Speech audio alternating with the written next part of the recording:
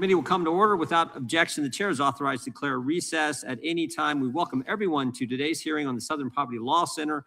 The chair now recognizes the gentleman from Texas, Mr. Nels, to lead us all in the Pledge of Allegiance. Please stand and join me in honoring our nation's flag. I pledge allegiance to the flag of the United States of America and to the republic for which it stands, one nation, under God, indivisible, with liberty and justice for all. Thank you. Thank the Sheriff for leading us. We'll begin with opening statements. The chair is recognized for an opening statement. They called them field sources, individuals the Southern Poverty Law Center paid to gin up hate, the very hate they told their supporters that they were fighting.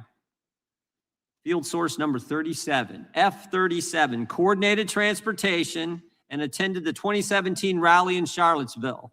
The Southern Poverty Law Center paid him $270,000. $270,000 to the guy who helped put together the event where a young lady was killed. Field source number 9. He got $1 million over 9 years. F unknown. We don't know what number this guy was, but we do know he was the Imperial Wizard of the Klan, whatever that means, and he was on the Southern Poverty Law Center payroll. F-27. Southern Poverty Law Center paid him $300,000 in 6 years. And what did he do? He ran the Aryan Nation Motorcycle Club. F-43. He was president of some crazy group, and he was previously convicted of cross burning, but the Southern Poverty Law Center thought he was worth $19,000 of their donors' money. All told, $3 million. $3 million to manufacture hate. Remember when Rahm Emanuel said, never let a crisis go to waste? The SPLC took it a step further. They went one better. They said, we're going to create the crisis. We're going to manufacture the crisis. And by so doing, they became the standard, the source for determining who's a hate group and who isn't. And of course, they labeled good pro-family organizations, conservative organizations as hate groups, like the Family Research Council is with us today, like Moms for Liberty, like Turning Point USA. Even the Alliance Defending Freedom has argued won numerous cases in front of the Supreme Court. They labeled them all hate groups. But not Jane's Revenge. Nope. Even though Jane's Revenge firebombed and vandalized churches, crisis pregnancy centers in the aftermath of the Dobbs decision, they never made the Southern Poverty Law Center's list. And the Biden administration, they helped make the SPLC the standard. They consulted with the Southern Poverty Law Center. They had quarterly meetings with them. Lisa Monaco, the Deputy Attorney General, the lady who runs the Justice Department during the Biden administrations, had quarterly meetings with the Southern Poverty Law Center. They gave the SPLC first look at FBI data, and they used them to train their prosecutors. And it all paid off. It all paid off. Just ask Mark Halk what happens when you train the prosecutors. They kicked in his door at 6 in the morning in front of him and his 7 kids, arrested him. Of course, the jury found him not guilty. They couldn't just go talk to him, even though his lawyer said, he'll meet you wherever. Come, we'll meet you at the court. Nope. Kick in his door, harass him in front of his wife and family. January 23rd, 2023, the now famous memorandum from the Richmond FBI field office. We know how it paid off, because in that memorandum, they cite the Southern Poverty Law Center as the source. And of course, that memo says if you're a pro-life Catholic, well, you're an extremist. You're dangerous. Yeah, the SPLC became part of the weaponized effort of the Garland, Biden, Justice Department against the American people. Now, here's what's interesting. The Biden DOJ knew all about it. They had opened an investigation. They were looking into this group. They knew the Southern Poverty Law Center was running a scam, but they dropped the case. They dropped the case because when you meet with them, consult with them, have them train your prosecutors, well, guess what? You're not going to prosecute them. Nope, you're not going to prosecute them. They're too valuable politically. You got to use them for your political advantage, and that's exactly what the Biden administration did. And here's the scariest part of all. It worked. Field source 37, Again, he was the first one I mentioned. He was part of the planning group for the Charlottesville rally. He was paid to coordinate transportation. He was paid to attend. After the event, again, after the event where a young lady is killed, the Southern Poverty Law Center almost tripled their income. It all worked. They went from 51 million annual income to $133 million.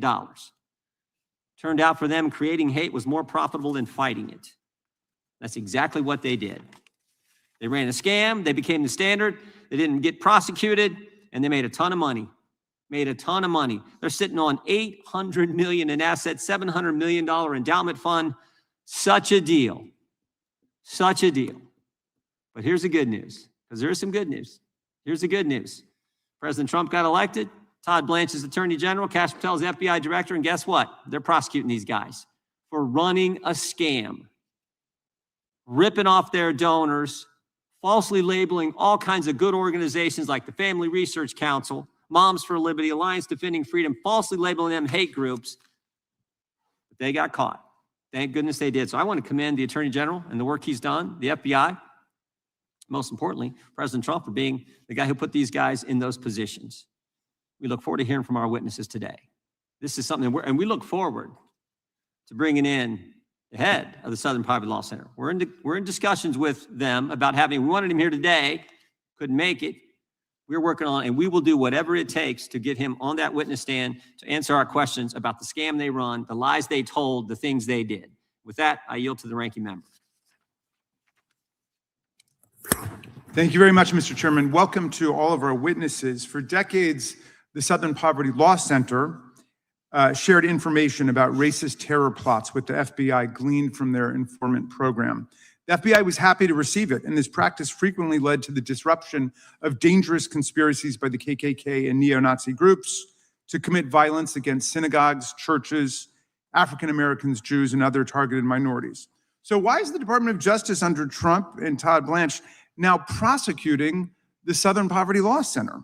The DOJ says that the SPLC defrauded its donors by paying undercover informants to infiltrate and collect intelligence on these racist groups. But where are all the donors complaining about having been defrauded? Where is the evidence of the fraud? Where are the civil lawsuits that always follow in the wake of a fraud, a scam, or a ripoff?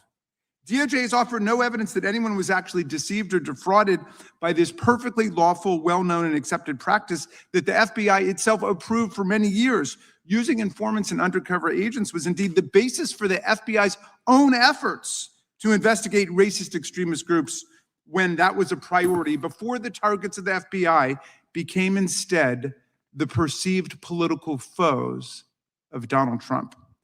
In fact, what its donors love about the Southern Poverty Law Center is how effective it's been getting on the inside of extremely dangerous racial terrorist groups to find out what's going on to try to stop the reign of terror of bombings, assaults, lynching, and arson, the violent price of white supremacy that goes back centuries in our country.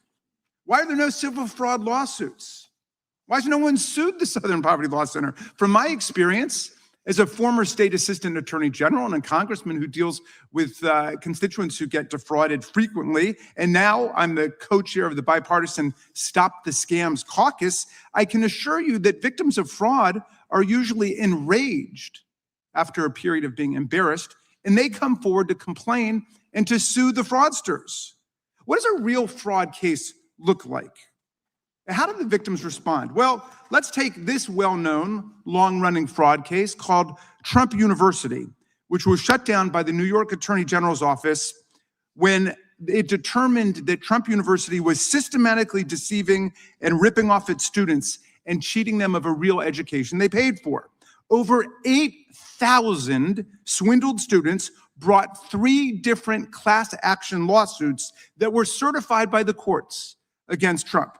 They tried for years to recover the lost tens or hundreds of thousands of dollars in tuition for a completely bogus education, and they finally won a massive settlement for $25 million. So that was more than 8,000 desperate young people who told their stories to the world. So far, to my knowledge, there's not a single donor to the Southern Poverty Law Center, who's come forward to say that he or she was defrauded, much less thousands of them. And they have many thousands of donors. Everybody can see what's happening with this outrageous, scandalous prosecution in Alabama, an outrageous, scandalous persecution here on Capitol Hill. If anyone has flipped sides to join the racist extremists, it's not the SPLC, it is the FBI itself. And if a fraud is being perpetrated on the public right now, it's not an SPLC fraud. SPLC's been an enemy of the Klan and neo-Nazi groups for more than a half century. It's been unswerving and steadfast, which is why their offices were bombed and why they get an unending stream of violent death threats, something which makes this prosecution and persecution all the more appalling. No, what we're witnessing is a Trump administration fraud on a vast and shocking scale. President Trump has coddled and cultivated the extreme right for as long as he's been in politics. After the infamous Unite the Right rally in Charlottesville in August of 2017, when neo-Nazis marched on a synagogue in the University of Virginia, chanting, "Jews will not replace us," when a homicidal extremist drove his car into peaceful counter-protesters and killed Heather Heyer, Trump could only bring himself to say that there were some very fine people on both sides. In 2020, when he was directly asked in a nationally televised presidential debate to condemn white supremacists, he told the Proud Boys to stand back and stand by, which they immediately adopted as their official motto and emblazoned on their t-shirts. In office, the Trump administration has dismantled the anti-domestic terror infrastructure at the FBI, at DOJ, at the Department of Homeland Security, constantly shifting resources away from monitoring racially motivated violent extremism into immigration enforcement. He's gutted the Civil Rights Division, which is charged with prosecuting hate crimes, defunded the Center for Prevention Programs and Partnerships, which had helped prevent more than 1,000 violent terror plots since 2020, and installed a 22-year-old with zero national security experience, except for Model United Nations, his junior year of college, to run what remains of our terrorism prevention office. He's redirected the Civil Rights Division to focus on so-called anti-white discrimination instead of the actual hate crimes devastating communities across America. He fired the federal prosecutors and FBI agents who investigated and convicted the extremists who attacked the Capitol on January 6, 2021. And just this month, the Trump administration released a new national counterterror strategy that literally erases right-wing violent extremism from the record. The strategy identifies drug cartels, Islamist terror, and violent left-wing extremists as the nation's top threats, but makes no mention whatsoever of far-right extremism, white supremacist violence, or domestic neo-Nazi terror. This despite a decade of data from the Nonpartisan Center for Strategic and International Studies showing that right-wing extremists carried out 152 attacks in the United States and killed 112 Americans, compared with 35 attacks and 13 deaths attributed to left-wing extremists. Again, he just blames his enemies for what his side is doing. Trump's real relationship to the extreme right was on full display January 6, 2021, when the Proud Boys, Oath Keepers, and 3%ers, all in Roger Stone's sphere of influence, led the violent assault on the Capitol and our police force as Trump exhorted a crowd of thousands to go out and fight like hell, or you won't have a country anymore.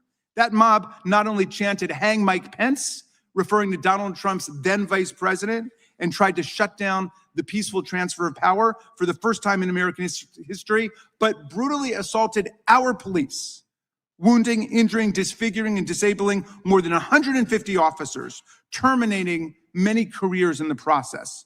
But what has President Trump done to support, praise, or even just thank the police officers who saved members of the House and Senate and his own vice president from the rampaging mob he had incited? Nothing.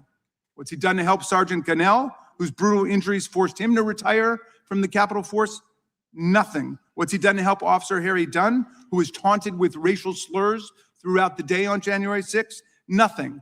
Officer Michael Fanone, who wasn't even on duty, but came down to join his brothers and sisters in the blue to defend our democracy and was nearly ripped to shreds by the mob and had a heart attack.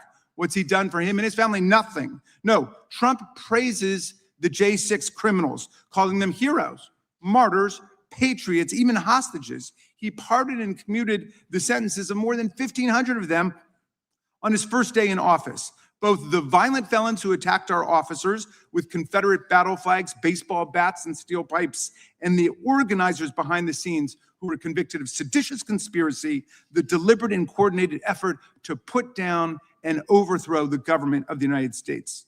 Trump wasn't interested in the specific criminal backgrounds of any of the criminals he pardoned, whether they were child abusers, armed robbers, or drug traffickers, nor was he interested in whether they'd shown any contrition or remorse for the worst mob attack on the Capitol and the police in the history of the capital city, nor was he interested in whether they paid off their fines or restitution for the millions of dollars in damages inflicted. He just pardoned them all en masse, overriding the pardon attorney in the DOJ and liberating his private militia from jail. Many of these pardoned convicts have already gone out to commit more crimes since Trump let them out.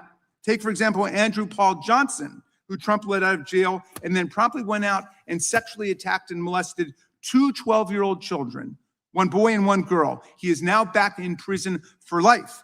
But Trump's stupid, blundering decision-making forever altered the lives of those children. Oh, and by the way, last year, Andrew Paul Johnson, in a desperate bid to get these children not to turn him in to the police, told them that because he had stormed the Capitol on January 6th, he was going to be, quote, awarded $10 million for his work and would be able to split the money with them if they agreed not to talk to the police. Now that brings us to the real fraud underway this week. Donald Trump has withdrawn his bogus $10 billion lawsuit against the IRS because the judge in the case, Kathleen Williams, doubted there was even a case or controversy and whether Trump had proper standing to bring it. And there was clearly no adverse relationship between Trump and the IRS. In any event, he withdrew it. He knew he was going to lose. Now, Trump is claiming that he and the IRS have a so-called settlement, which is not possible because the case was dismissed. This fraudulent settlement involves not only an agreement by the IRS and the DOJ not to investigate or prosecute him, his family, and his businesses forever for tax frauds that he may have committed in the past, but the establishment of a $1.776 billion political slush fund in the DOJ called the Anti-Weaponization Fund that will be used to reward his friends and foot soldiers. This is lawless. To begin with, Trump doesn't establish federal programs and appropriate money for them. We do that. That's the power of the purse, which belongs exclusively to Congress. We never set up this political slush fund to be run out of the DOJ, and we never would. We have a judicial system to hear authentic cases and controversies. Not a single J6er has had charges thrown out because of a false, malicious, or retaliatory prosecution. Not a single one has had their criminal conviction reversed on appeal because of a false, malicious, or retaliatory prosecution. The idea that they were falsely or maliciously prosecuted has not been found by a single judge, Republican, Democratic, or independent appointee. And this is a defamatory slur on law enforcement and the serious civil servants at the DOJ who've been under attack since this nightmare of MAGA weaponization began in January of last year. False, malicious, and retaliatory prosecutions are how Donald Trump and his DOJ operate, not real law enforcement, not real prosecutors. We would never set up a political slush fund to compensate the J6ers for their imaginary injuries because it's blatantly unconstitutional. Section 4 of the 14th Amendment, which I commend to all of my colleagues, it's in the Constitution, provides that the United States shall not assume or pay any debt or obligation incurred in aid of insurrection or rebellion against the United States. All such debts, obligations, and claims shall be held illegal and void. So, everybody who thinks they're getting a big payoff this week, $1 million per J6er is the word on the street, should understand this. This payment is illegal and void, meaning that the money belongs only to the taxpayers of America, the people of the United States, and we will get that money back if any insurrectionist gets any. My friends, the Southern Poverty Law Center is not perpetuating a fraud. Today, the Trump administration is perpetuating a fraud against America by taking nearly $1.8 billion of our money from the U.S. Judgment Fund for the payment of actual court judgments and damages, and without any legal authorization from Congress, purporting to use it to pay off his once and future private militia. No one is fooled by all the counterfeit outrage about the SPLC and finger pointing at the people who've actually been combating violent racism in America. Mr. Chairman, the threat is not the SPLC. The real fraud is coming from the White House. Just yesterday, the New York Times reported that the career lawyers in the IRS Chief Counsel's office believe that Donald Trump's lawsuit is deeply flawed and could be easily defeated. And they drafted a memo advising the DOJ to dismiss it. Of course, instead, the DOJ entered into the $1.8 billion settlement instead. The general counsel for the Treasury Department, Brian Morrissey, the top lawyer, resigned on the same day this settlement was announced. We've got many questions for everybody involved in this brazen and corrupt transaction. Mr. Chair, pursuant to Clause 2K6 of Rule 11, I move that the committee now immediately subpoena those involved in the creation or execution of the nearly $1.8 billion slush fund, Acting Attorney General Todd Blanche, Associate Attorney General Stanley Woodward, Treasury Secretary Scott Bessent, IRS Chief Executive Officer Frank Bisognano, and Treasury Department General Counsel Brian Morrissey.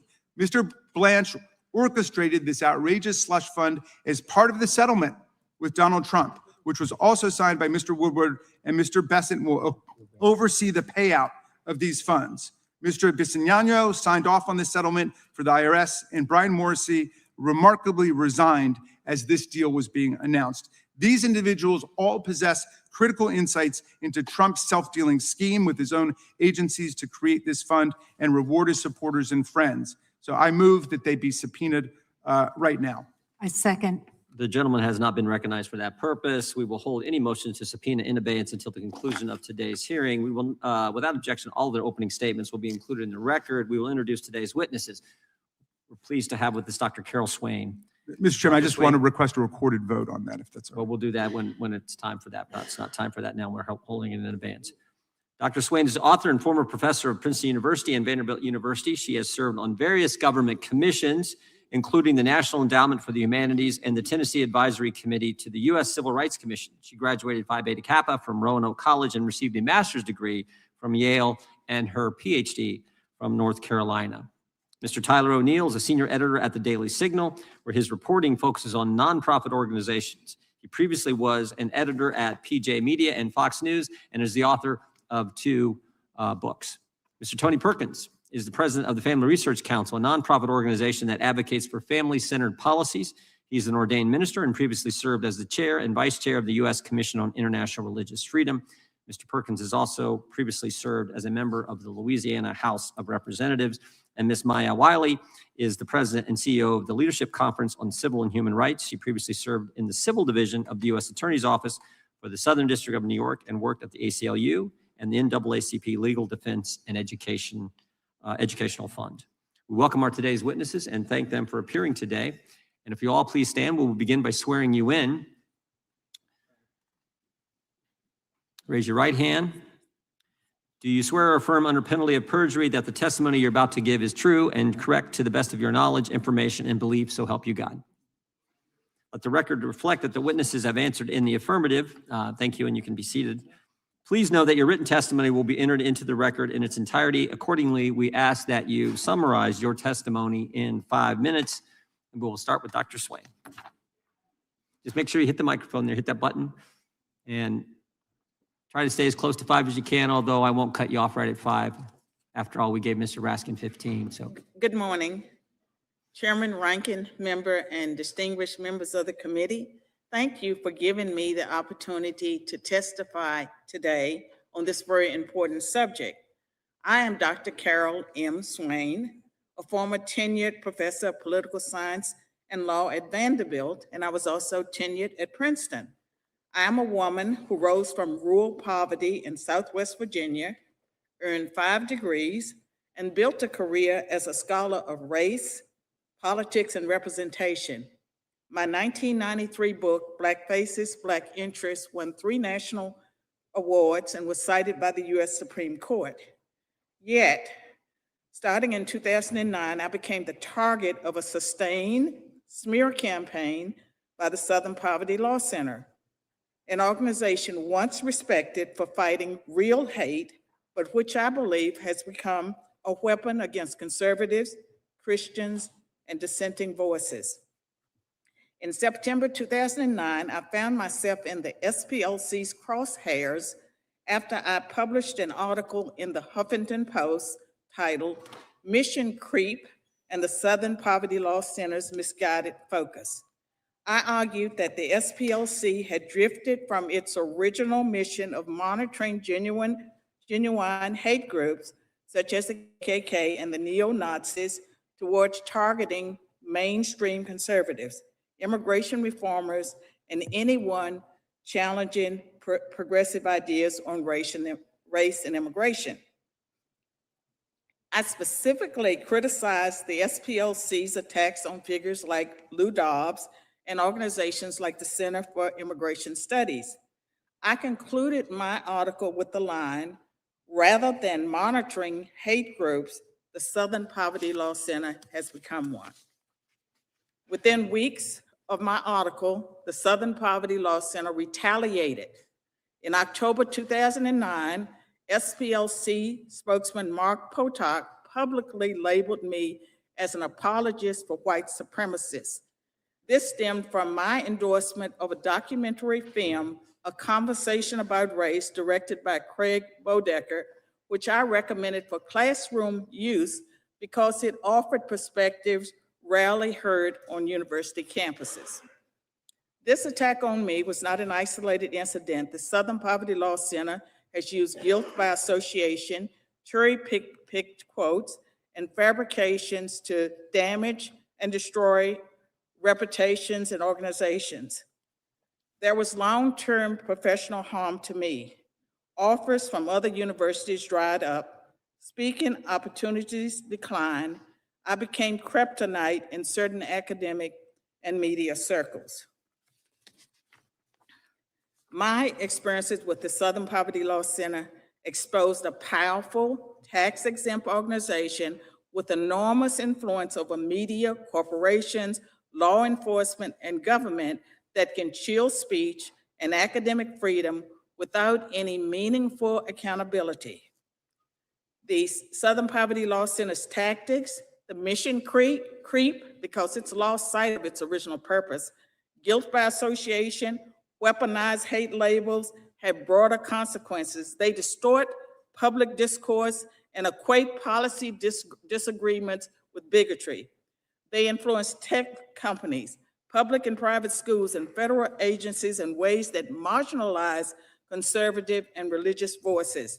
Their smear tactics undermine individuals and organizations that are fighting for the public good.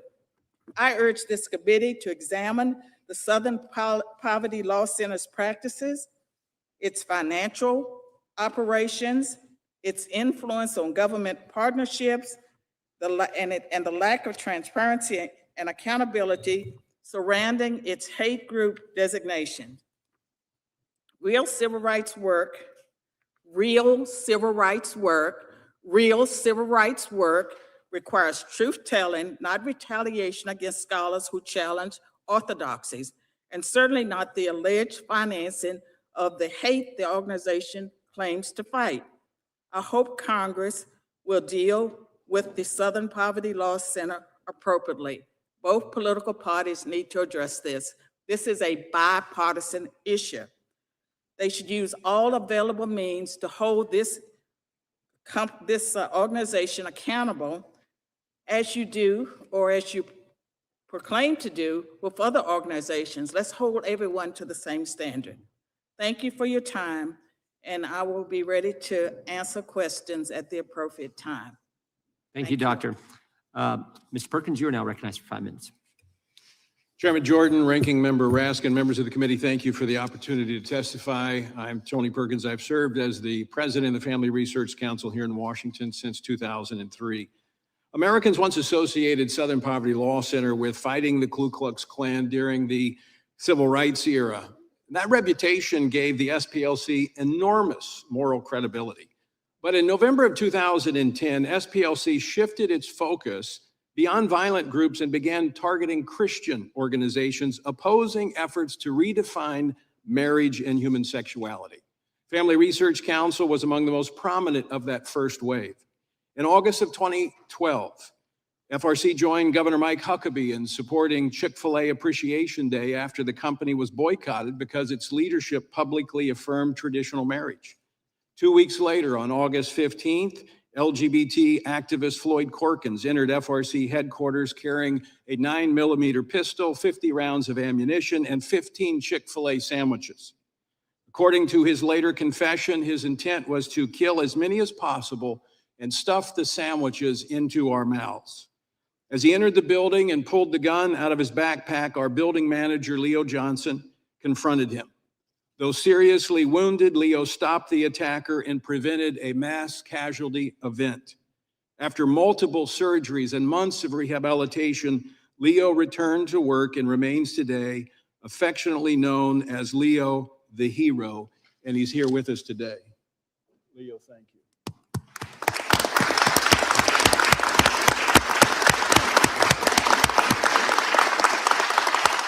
The following day, investigators confirmed Corkins confessed to selecting FRC because of SPLC's website and hate map.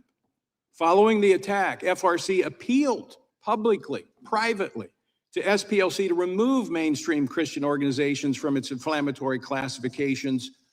Those requests were rejected. The attack has cost FRC more than $6 million in security-related costs. But the costs extend way beyond one act of violence. SPLC's intelligence project and associated labels became deeply influential on banks, payment processors, and technology companies increasingly relied on SPLC classifications to decide which organizations could maintain accounts, process transactions, and operate online. Around 2016, the SPLC began pressuring financial corporations and technology companies to deplatform and defund organizations that it labeled extremist. Then came Charlottesville. According to the recent federal indictment, a member of the online leadership that planned Unite the Right rally at the direction of the SPLC and helped coordinate transportation for attendees was bankrolled by SPLC. Charlottesville, don't miss this, Charlottesville was a catalytic event for SPLC. As major corporations like Apple, JP Morgan Chase aligned with SPLC, contributing millions of dollars.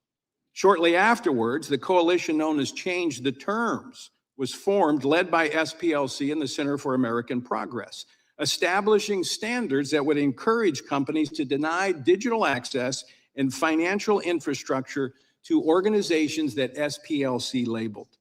The timeline of Change the Terms closely parallels the acceleration of the efforts to debank and deplatform conservatives. FRC experienced this from Truist Financial, BB&T, Fidelity Investments, GuideStar, Mobile Calls, and other technology-related companies. And SPLC officials openly acknowledged this strategy before Congress. In January of 2020, SPLC official Lakeisha Brooks stated this, quote, "We have lobbied internet companies one by one. A key part of this strategy has been to target these organizations' funding." Brooks continued to describe the coordinated effort to pressure technology companies and financial institutions to restrict access for organizations SPLC opposed. This committee, the issue before this committee, is larger than SPLC fraud. SPLC was the hub, but there are many spokes that made up this wheel designed to crush Christians and conservatives. The congressional inquiry should not stop with SPLC. In America, citizens should not lose banking services, digital platforms, public credibility, and a sense of safety because they believe in biblical marriage and sexuality. When government-related or regulated institutions can apply ideological labels in a coordinated fashion to silence, isolate, and financially cripple opponents, we have political targeting by proxy, and freedom is at risk. Thank you, Mr. Perkins, for that testimony. Leo the Hero, thank you for your courage. We'll now go to Mr. O'Neill. Chairman Jordan, Ranking Member Raskin, members of the committee, I'm honored to testify before you today. I will argue that the Southern Poverty Law Center does not merely track hate, it systematically inflates it, profits from it, and, according to a federal indictment, may even have helped create it. The first thing to know about the SPLC is that it has nothing to do with poverty. The Poverty Palace has an endowment, has assets of $822 million. That's more than 3 times the assets of the National YMCA and almost twice the sum of Planned Parenthood. That's why former employees have suggested mocking mottos for the SPLC, such as making hate pay. How did the SPLC become so wealthy? Co-founder Morris Dees set up a lucrative fundraising engine by suing the Ku Klux Klan into bankruptcy. When the SPLC ran out of grand dragons to slay, the center needed to find more hate to justify the fundraising.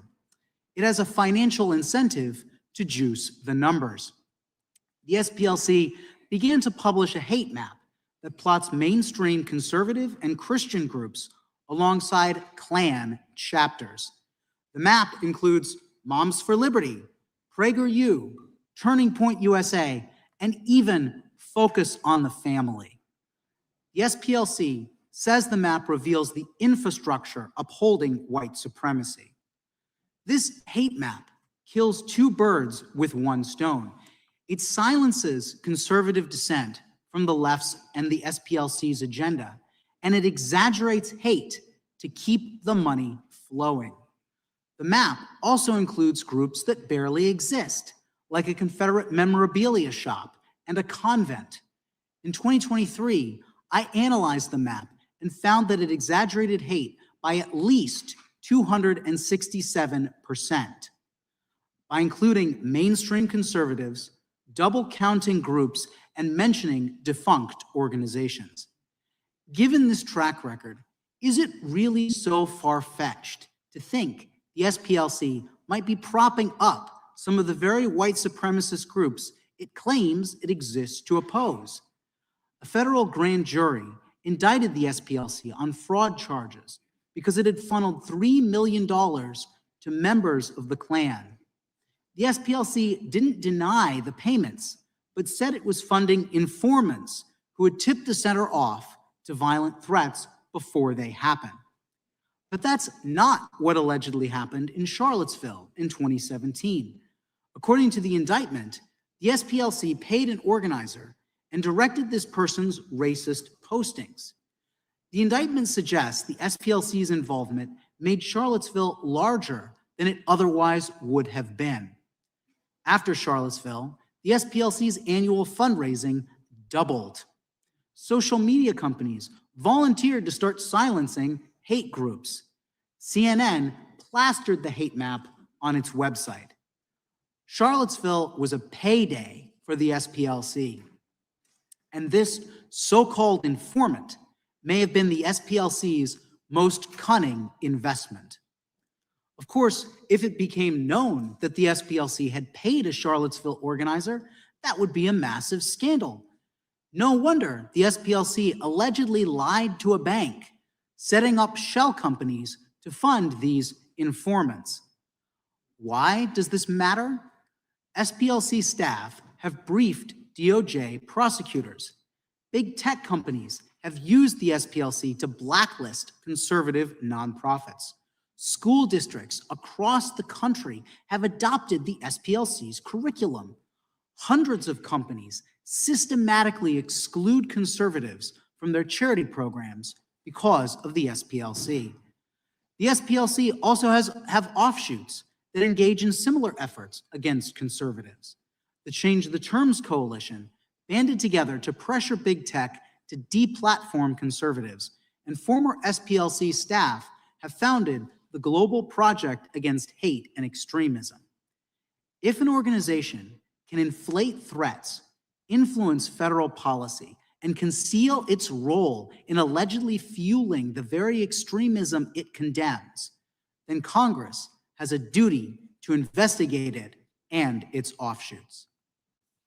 Thank you, Mr. O'Neill. Ms. Wiley, you're recognized for 5 minutes.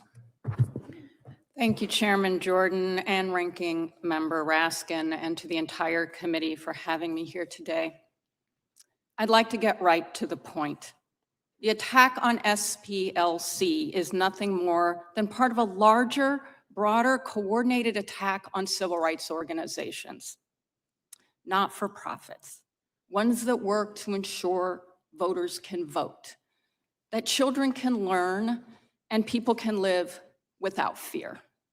Multiracial democracy is something Americans value, but as the administration has gutted civil rights enforcement and the Supreme Court has gutted the Voting Rights Act, it is in danger. Civil rights organizations like the Southern Poverty Law Center are fighting to protect all of our rights. It has done so for more than 5 decades. It helped bankrupt the violent white supremacist organizations, including the United Klans of America. It has brought major voting rights cases, including to secure fair representation for Black voters in Alabama. And it educates the public on threats from extremist movements before those threats turn to violence. Sadly, this work is critical. A San Diego mosque and the families of 3 brave fathers are mourning the apparently hate-motivated killings from just Monday. No one should fear violence in a place of worship or anywhere else. SPLC has been targeted by extremists and their supporters for years, not because it is dangerous, but because it is effective. Today, it is SPLC, but in a sense, we are all SPLC. I won't spend much time picking apart the preposterous criminal charges because I have complete confidence in SPLC's ability to do so in court. But all Americans, no matter our party or beliefs, should not sleep on this hearing and what is happening. Because Monday's murders at a mosque appears to be from 2 young people apparently espousing neo-Nazi and white supremacist hate, and they took up arms. We need to discuss hate ideologies and the groups that spread them to understand how we can prevent the kind of violence that happened on Monday. Trying to distort SPLC's use of informants into some claim that engaged in manufacturing hate is not only nonsensical, it's an effort to deny that hate exists. Prosecution should never be tolerated as a weapon to silence disagreement or stop lawful activities that this administration dislikes. In the past year, we've seen countless examples of weaponization against law firms, universities, media companies, advocates of basic rights branded as domestic terrorists, important nonprofits that had their grants cut off, protesters who faced violence. The use of criminal prosecutions is consistent with this pattern.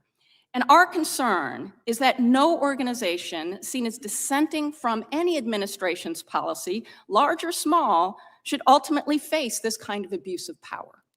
We are also concerned that some private financial companies, namely Schwab, Fidelity, and Vanguard, have joined in the administration's efforts to cut off funds that donors have asked be sent to Southern Poverty Law Center. In this case, it doesn't appear that conviction is the goal. Starving the SPLC of resources, tarnishing its reputation, and ultimately bullying it into compliance is more likely the point. Luckily, SPLC and civil rights organizations will not be intimidated. SPLC is continuing to fight against hate and to stand up for people's rights. It just sued the Goyim Defense League for anti-Semitic and racist harassment of Jewish and Black residents in Nashville. It has sued to ensure that voters in Cobb County, Georgia are getting their absentee ballots on time. And it continues to educate us about the growth of hate and extremism in this country, which even federal data has shown has doubled since 2015. It is real. The SPLC is far too busy fighting hate to manufacture it. You don't have to like or agree with all of its strategies. I wouldn't ask that. But the fact that SPLC is being criminally charged for its work only shows how much work it has to do. Thank you. That concludes opening statements. Before going to 5-minute questions, the chair recognizes the ranking member for some comments. Mr. Chairman, thank you very much for this. I just wanted to note the very sad occasion of the passing of a distinguished former member of the House of Representatives, Barney Frank, who succumbed to his illness and died just moments ago. And so I wanted to make sure that all members knew about the passing of this great champion of civil rights and civil liberties. Thank you, Mr. Chairman. I yield back to you. Mr. Chairman, if I could just add, I mean, Rep. Frank was obviously a huge advocate for civil rights, particularly LGBTQ rights, and a big advocate for finance reform across our economic structures. So his voice will certainly be missed. Thank you. I would just relate what I remember about, one of the things I remember about Representative Frank was when I first got here, this was back when the motion to recommit was actually a debate. I mean, you may remember, 5-minute debate, and I was a freshman. For some reason, leadership asked me to do the motion to recommit, said, would I be willing to do the motion to recommit on a bill sponsored by Barney Frank? And I said, no, are you crazy? I don't know. It was a financial service bill. I said, I don't know the subject. Plus, I've seen the guy debate. I'd rather not do that, particularly as a freshman. So he was very good at holding his own in any type of discussion or debate. And I think we all have those memories of the late representative. Mr. Chairman, Mr. Nadler is recognized. Barney was a great champion of all kinds of civil rights and civil liberties. I particularly remember the day in 2008 when he became the first member to offer a motion to legalize transgender, to recognize transgender people. Chair now recognizes the gentleman from California. At the risk of piling on, we all have, that served with Barney, have some fond memories. I'll just close out mine by saying, from the time I was a freshman, he was very good at coming up to me and saying, Darrell, now you're probably not going to be for this, but you should be. And or some similar ones. And on occasions, it was true. And that was the thing about an incredibly smart, if you will, happy warrior at times.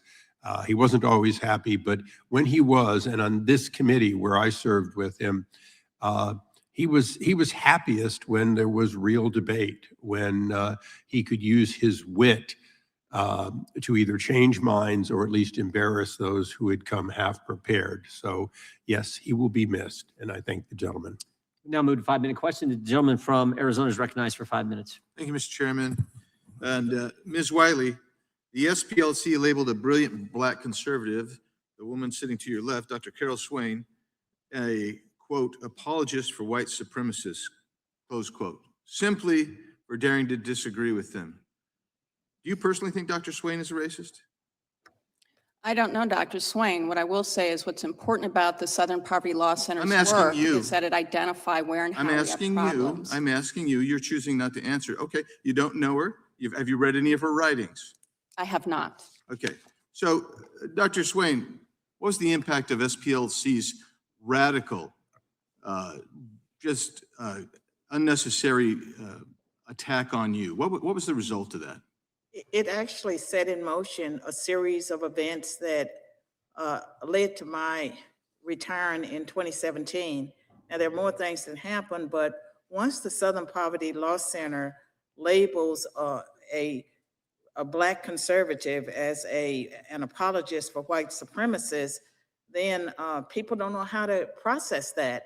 But I can tell you that James Taranto of the Wall Street Journal wrote a 2,000-word article in defense of Carol Swain. That's the title of the article, In Defense of Carol Swain. That helped a lot, but I think that it hurt the Southern Poverty Law Center as well, because people knew that if they went after the author of a book on white nationalism, I published with Cambridge Press in 2002, a book, The New White Nationalism in America is Challenged Integration. They went after me, and so I was.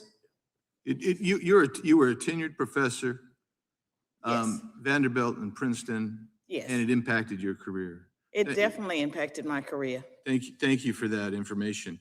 So let's just cut to the chase here. SPLC is closing on an $800 million nest egg.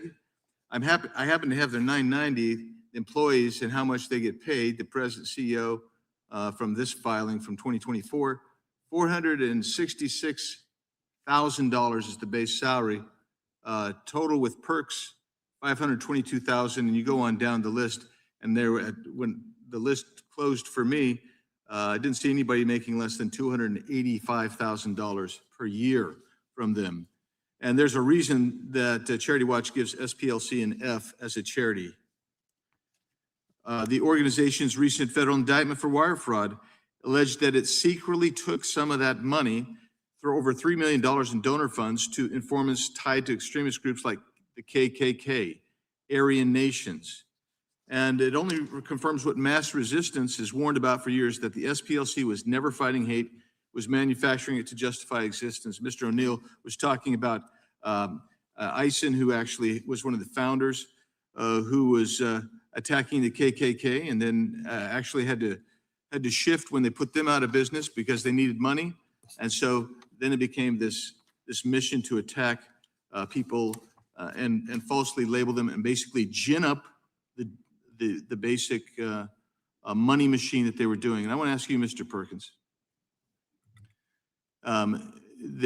your team was specifically targeted by SPLC, and as a result of their targeting you for having espousing traditional American and biblical values, there was actually an attempt at mass violence. Can you describe that a little bit and talk about our hero, Leo the hero, just a little bit more?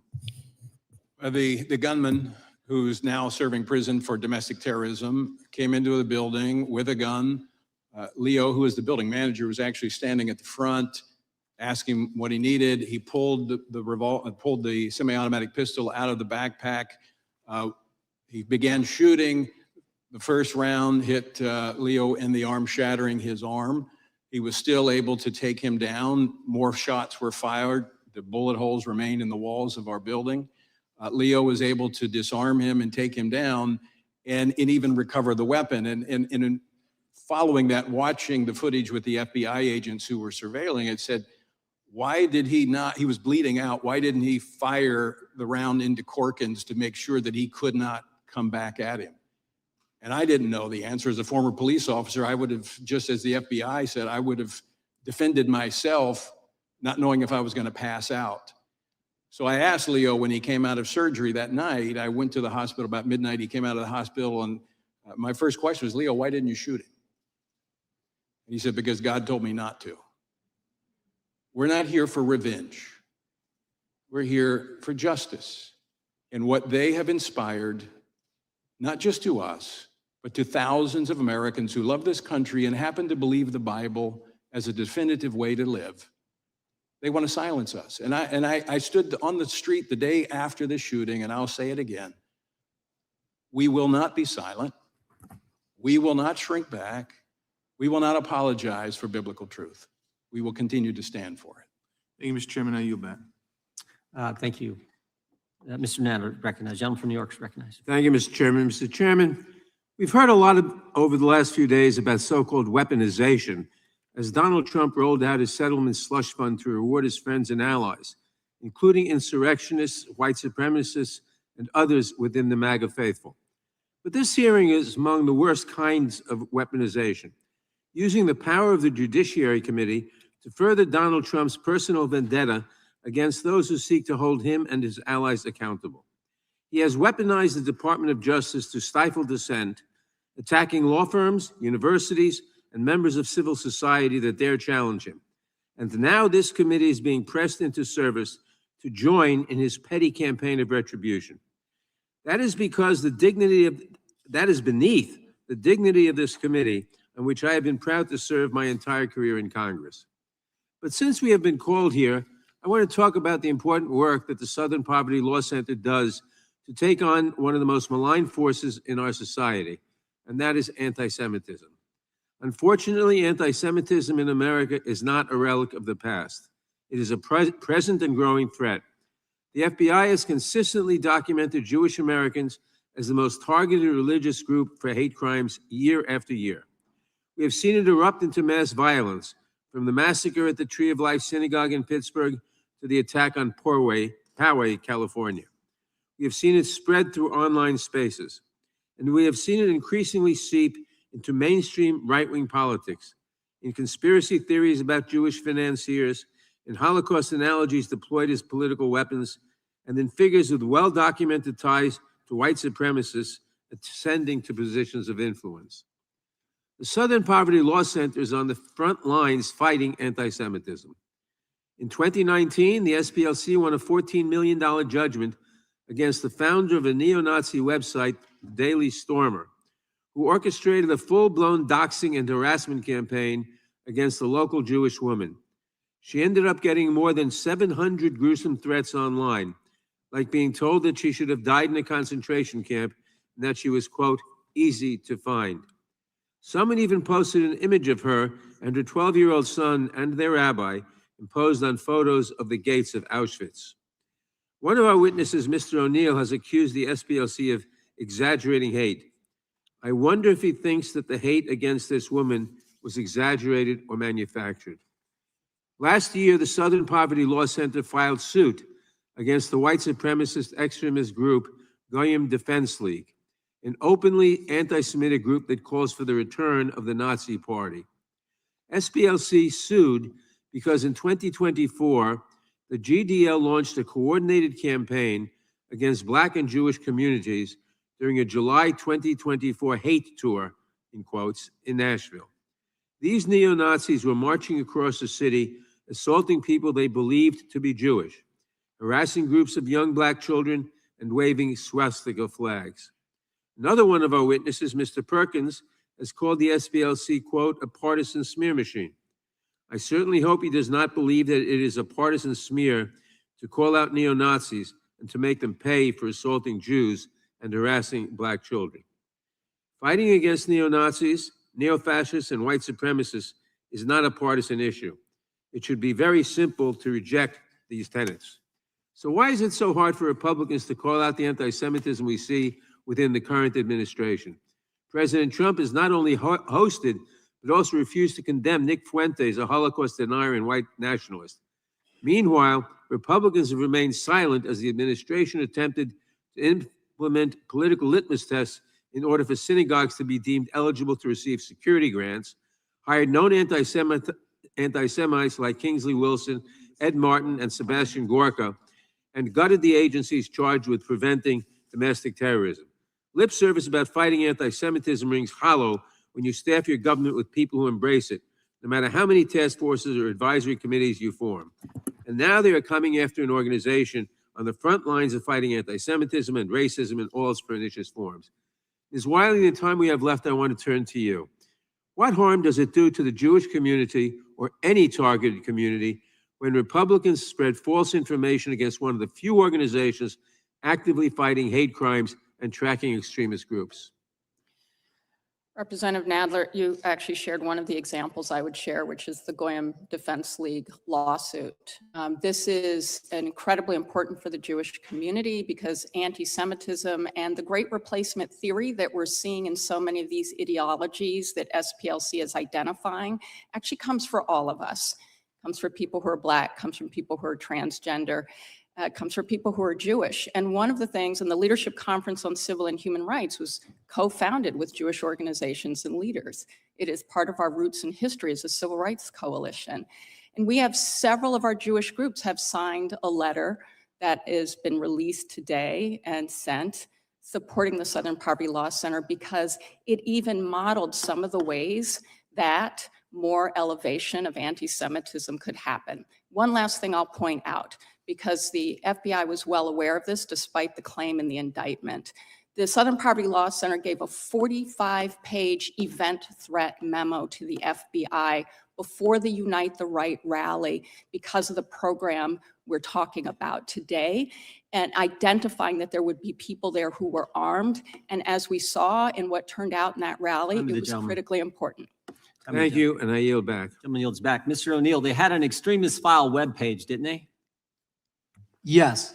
And they would, on this webpage, they would pick out some crazy hate guy and they would, some bad guy. And he was like the extremist of the month. They'd highlight him and they would say, send us money to stop so-and-so. Is that right? Exactly. And F42 was one of the field sources, number 42, chair of some crazy hate group. The Southern Poverty Law Center highlighted him on their webpage. He's bad. He's evil. Send us money. Is that right? Yes. Did they tell their prospective donors they were paying this guy? No. They didn't tell him. Did they tell him they were paying him $140,000? No, not to my knowledge. So they said, let's stop the racists, even though we're paying him to be racist. That was their pitch. But they didn't tell him that, did they? No, they did not. Is that appropriate, Ms. Wiley? I'm sorry, which part? Sorry. All of that. Is that appropriate to say, tell your donors, this is the extremist of the month. This hateful racist guy is really bad. Send us money, but not tell those donors who you're taking their money from that we're paying this guy $140,000. Is that appropriate? Well, we have public reporting that over a dozen donors actually said that they simple spent the question. money Field as intended. Source 42 got 140 grand from the Southern Poverty Law Center, was featured on their webpage as extremist of the year or month or whatever they call these bad guys. And they were paying him and they were getting money. Is that appropriate? Simple question. And donors have supported it, and they keep trying to send So more it is money appropriate. to the Southern Poverty Law No. Center. Is that technique appropriate? That's what I'm asking. That is not unlawful to say that people have done. I didn't X, ask if it Y, was or lawful or Z. unlawful. As you said earlier in your testimony, the court's going to determine that when they go to when they go to trial. What I'm asking you, is it appropriate? As I said, the donors have spoken. And in fact, they're trying to send more money now, and their financial institutions refusing to send the money. Is the Alliance Defending Freedom, is that a hate group? I don't know. I don't do designations. Well, they've argued 16 cases before the Supreme Court, won 16 cases before the Supreme Court. They stand for traditional values. Southern Poverty Law Center labeled them a hate group. Are they a hate group? I don't know them, and I don't work on the Well, designations. here's one thing. I'm here to talk about let me the ask you impact this. on Is civil Jane's rights. Revenge, is that a hate group? Because the ADF, they didn't firebomb anybody, but Jane's Revenge did. ADF is labeled a hate group. Jane's Revenge isn't. I want to know how you would label. I'm not here as a person who designates groups. I'm here to talk about the impact on civil rights. Okay. Mr. O'Neill, you think any of these field sources were double dipping? I mean, during the Biden, Ray, Garland administration, the Justice Department paid a bunch of confidential human sources, a bunch of them. We know a bunch of them were at the Capitol on January 6th. 4 went in the Capitol. And I'm just wondering if the same entity, the Justice Department under President Biden, paying these confidential human sources, who was working with the Southern Poverty Law Center, having quarterly meetings with them, consulting with them, giving them FBI data before anyone else could see it, having them train their prosecutors. I'm just wondering, do you think it was out of the realm of possibility that the Justice Department was paying the same sources the SPLC was paying? I don't think it's out of the realm of possibility. I have no information or knowledge that they were double dipping. I would say that Stephen J. Ross, who is author of The Secret War Against Hate, which is about the history of informants that Jewish groups had placed in some of these violent groups back, decades and decades before the SPLC ever existed. He said that neither the ADL nor the American Jewish Committee nor the Anti-Nazi League did anything like highlighting informants online as in extremist profiles while also funding them. Yeah.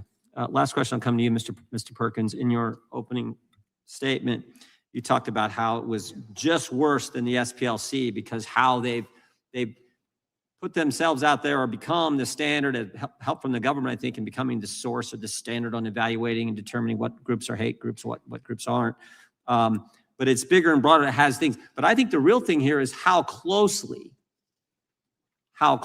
they worked with the government to carry out what they were trying to do. And the reason the Biden administration embraced them, I think, so fully was politics, simple politics. You agree? Well, there are members of this committee that were endorsed by SPLC. They had a C4 was involved in elections. So they were not just an umpire. They were a player on the field as well. So how can they be objective in determining who is a purveyor of hate and who is not? I mean, they had a stake in this. But to your point about their engagement with government, it goes much further than the federal government and the FBI and the Department of Justice and the Department of Defense, which their material was in briefing to the members of the military. But they also continue to have their Learning for Justice, which is about 500,000 educators across America, and bulletins to local law enforcement. And I happen to know because the agency I was with, the sheriff called me and said, "Hey, we got a bulletin that says you're a part of a hate group." Yep. And he was laughing. Yep. But that is the reach that they've had. This is the hub. They're the hub, but they're spokes that go out and. No, I think that's an appropriate metaphor. My time has expired. With that, I recognize the gentleman from Georgia. Thank you, Mr. Chairman.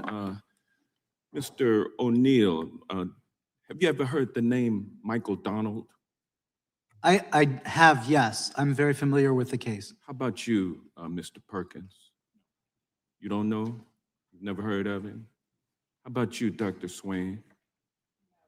You've never heard of Michael Donald before? You can cut your mic on.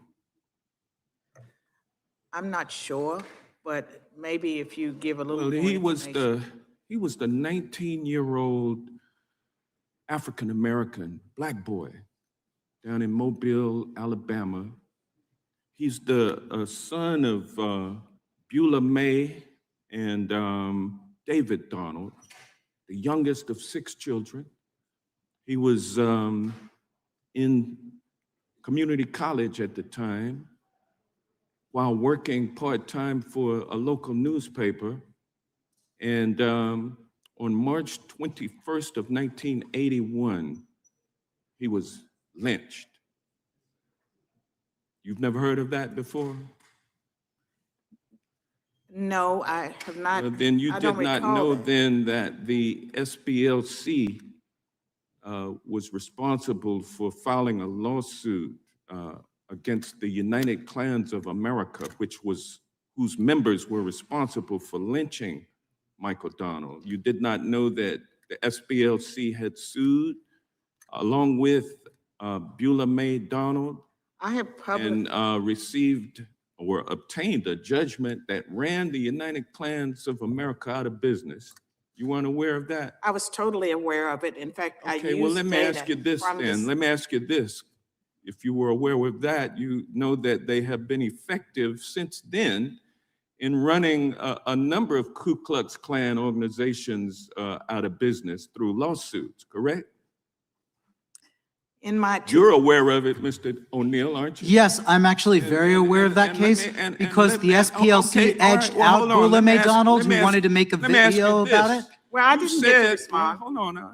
You said that Charlottesville was a catalytic moment or a fundraising moment, both of you all have said, for the Southern Poverty Law Center. You're aware of the fact that the Southern Poverty Law Center actually forwarded to the FBI information about Charlottesville before it even happened, before Donald Trump said that the Ku Klux Klansmen down there and the anti-Jewish folks, anti-Semites, were good people. You were aware of the fact that SPLC provided information to the FBI about that. Isn't that correct, Ms. Wiley? That is correct. And they have been very effective at suing organizations, anti-Semitism, anti-racism. They have been a thorn in the side of the racist, who I'm sure sat up in their graves. Robert E. Lee, Nathan Bedford Forrest, the former Confederate general, founder of the Ku Klux Klan, and others, Stonewall Jackson. I'm sure that they stood up in their graves and saluted when Trump was elected and when he took office, because on the first day, he eliminated all federal efforts to remedy the impact of slavery and racism in America. They call it DEI, diversity, equity, and inclusion. Trump has tried to stop that, and the United States Supreme Court has gone along with him in ending enforcement of or the ability to enforce the Voting Rights Act, which is one of the ways that you, Dr. Swain, were able to get the right to vote. I don't understand it, May I Ms. Wiley. respond? Can you tell me why it is that folks today are claiming that we have no racism in America and the only extremism we have is through left-wing groups like the SPLC, and they're targeting the SPLC? Can you tell us why? We've just seen an outright attack on all the gains of the civil rights movement for the past 60 years. And I can only say that I will never be able to explain it, but at a time when hate crimes have doubled in this country, gone up 100% since 2015, where the rise in anti-Semitism, the rise in hate against transgender people, Black people still remain the #1 largest racial group subject to hate crimes, that we have to talk about racism, transphobia, all of the violence that too many of our communities are experiencing, and no one, including any of the groups here, should experience violence. And Trump. I think the gentleman's time has expired. With that, we go to the gentleman from California, Mr. McClintock. I thank the gentleman. Thank you, Mr. Chairman. Eric Hoffer famously observed that every great cause becomes a movement, that becomes a business, that becomes a racket. And I think that sums up precisely the matter before us today. SPLC is a private organization. They have a right to speak and influence the public policy discussion. No one questions that. What they do to malign innocent groups like Turning Point USA and Family Research Council and others is despicable and hateful, but that's freedom of speech. But freedom of speech does not include the right to defraud donors. It does not include the right to commit bank fraud. Those are the allegations in the grand jury indictment. We've got a legal system that I trust will sort those charges out. And it also doesn't include the right to slander, and we have good laws and civil courts to hold them accountable for defamation. So that leaves two legislative concerns. First is this: the civil rights movement, of which SPLC was once a part, had made great progress in uniting our country and marginalizing racist ideology and dramatically reducing racial strife between the 1950s and the 1990s. But over the past several decades, that progress seems to have reversed. In recent years, we've watched our country torn apart by growing racial strife. And the allegation at the heart of this matter is that the SPLC was covertly fanning these flames for their own financial gain.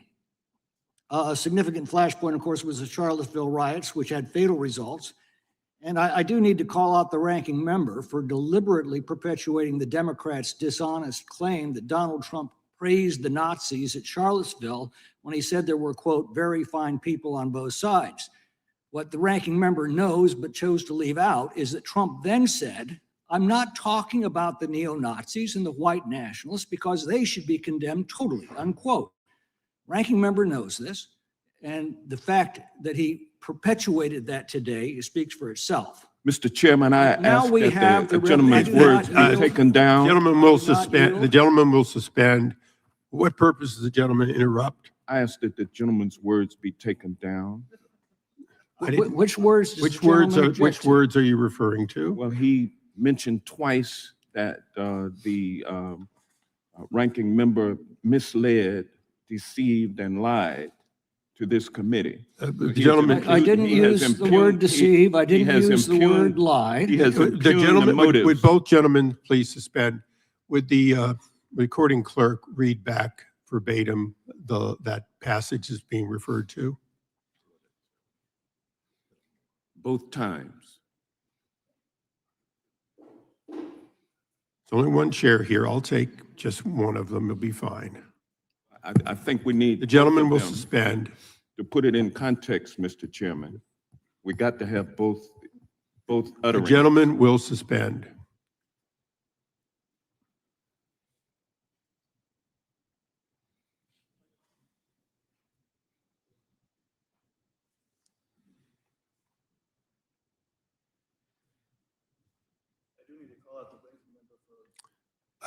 We can't hear you. Sorry.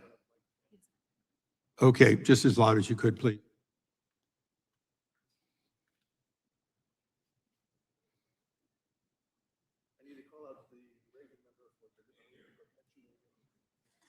I need to call out. Go ahead. Or Deliberately perpetuating the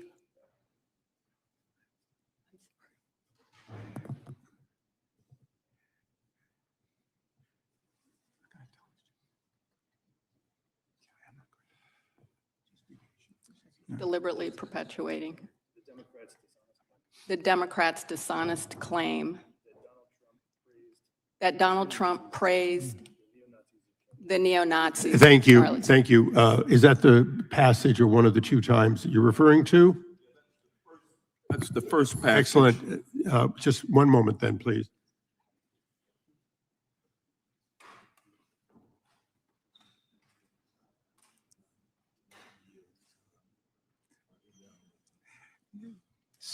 The chairman's prepared to rule. Although we would prefer that all people speak only to the facts and not to the previous statements of either side, it does not violate the rules of decorum to have an opinion as to the veracity of the other person's statement. With that, I thank the gentleman, but Mr. I will Chairman, not take down the line. Mr. Chairman, the second statement is the one that I asked then that the words be taken down. And so it's only proper that we hear the second. Okay, if the gentleman will suspend, I'll be patient. Could you please read the second one and tell me, is there a difference?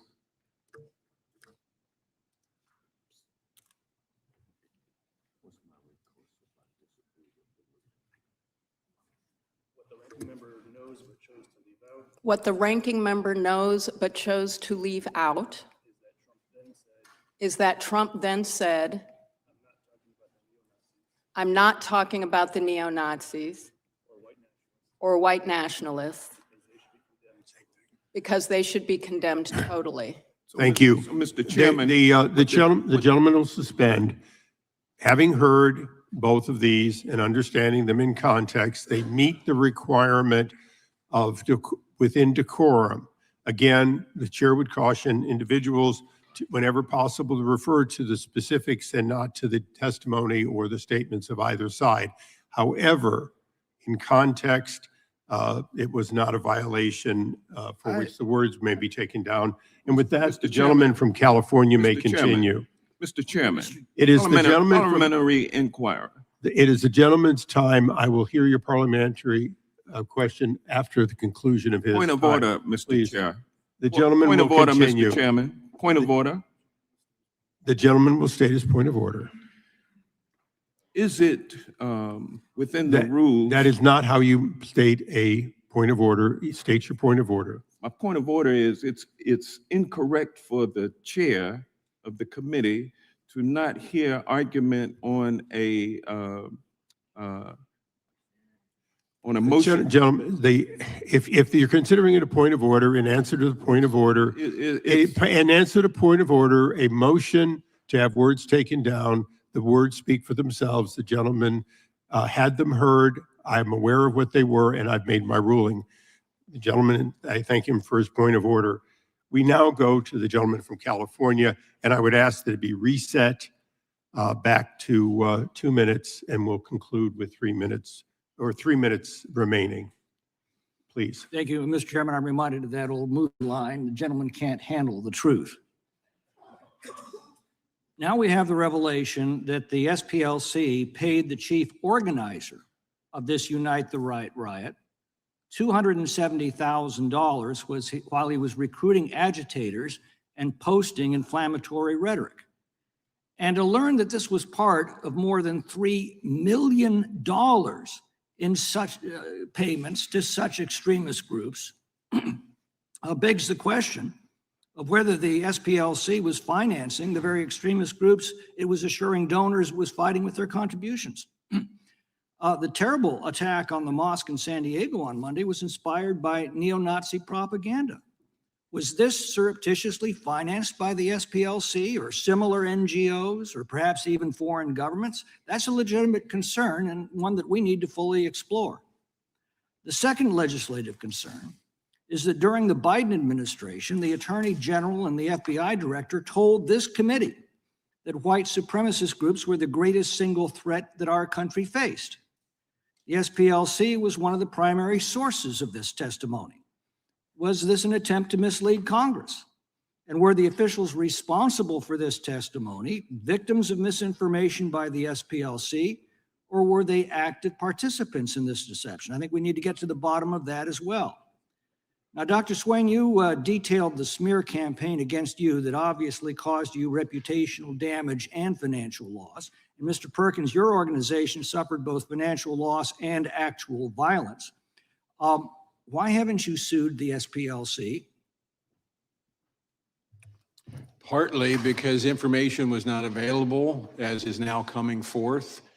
We did talk to some attorneys initially about the violence that was perpetrated, but because of really there were other suits that were brought against the SPLC, but their image was so strong until now that it was very difficult. We had suits that were brought in court that did not succeed. I think it's a different day now, and I think you may see some civil actions. I would certainly hope so.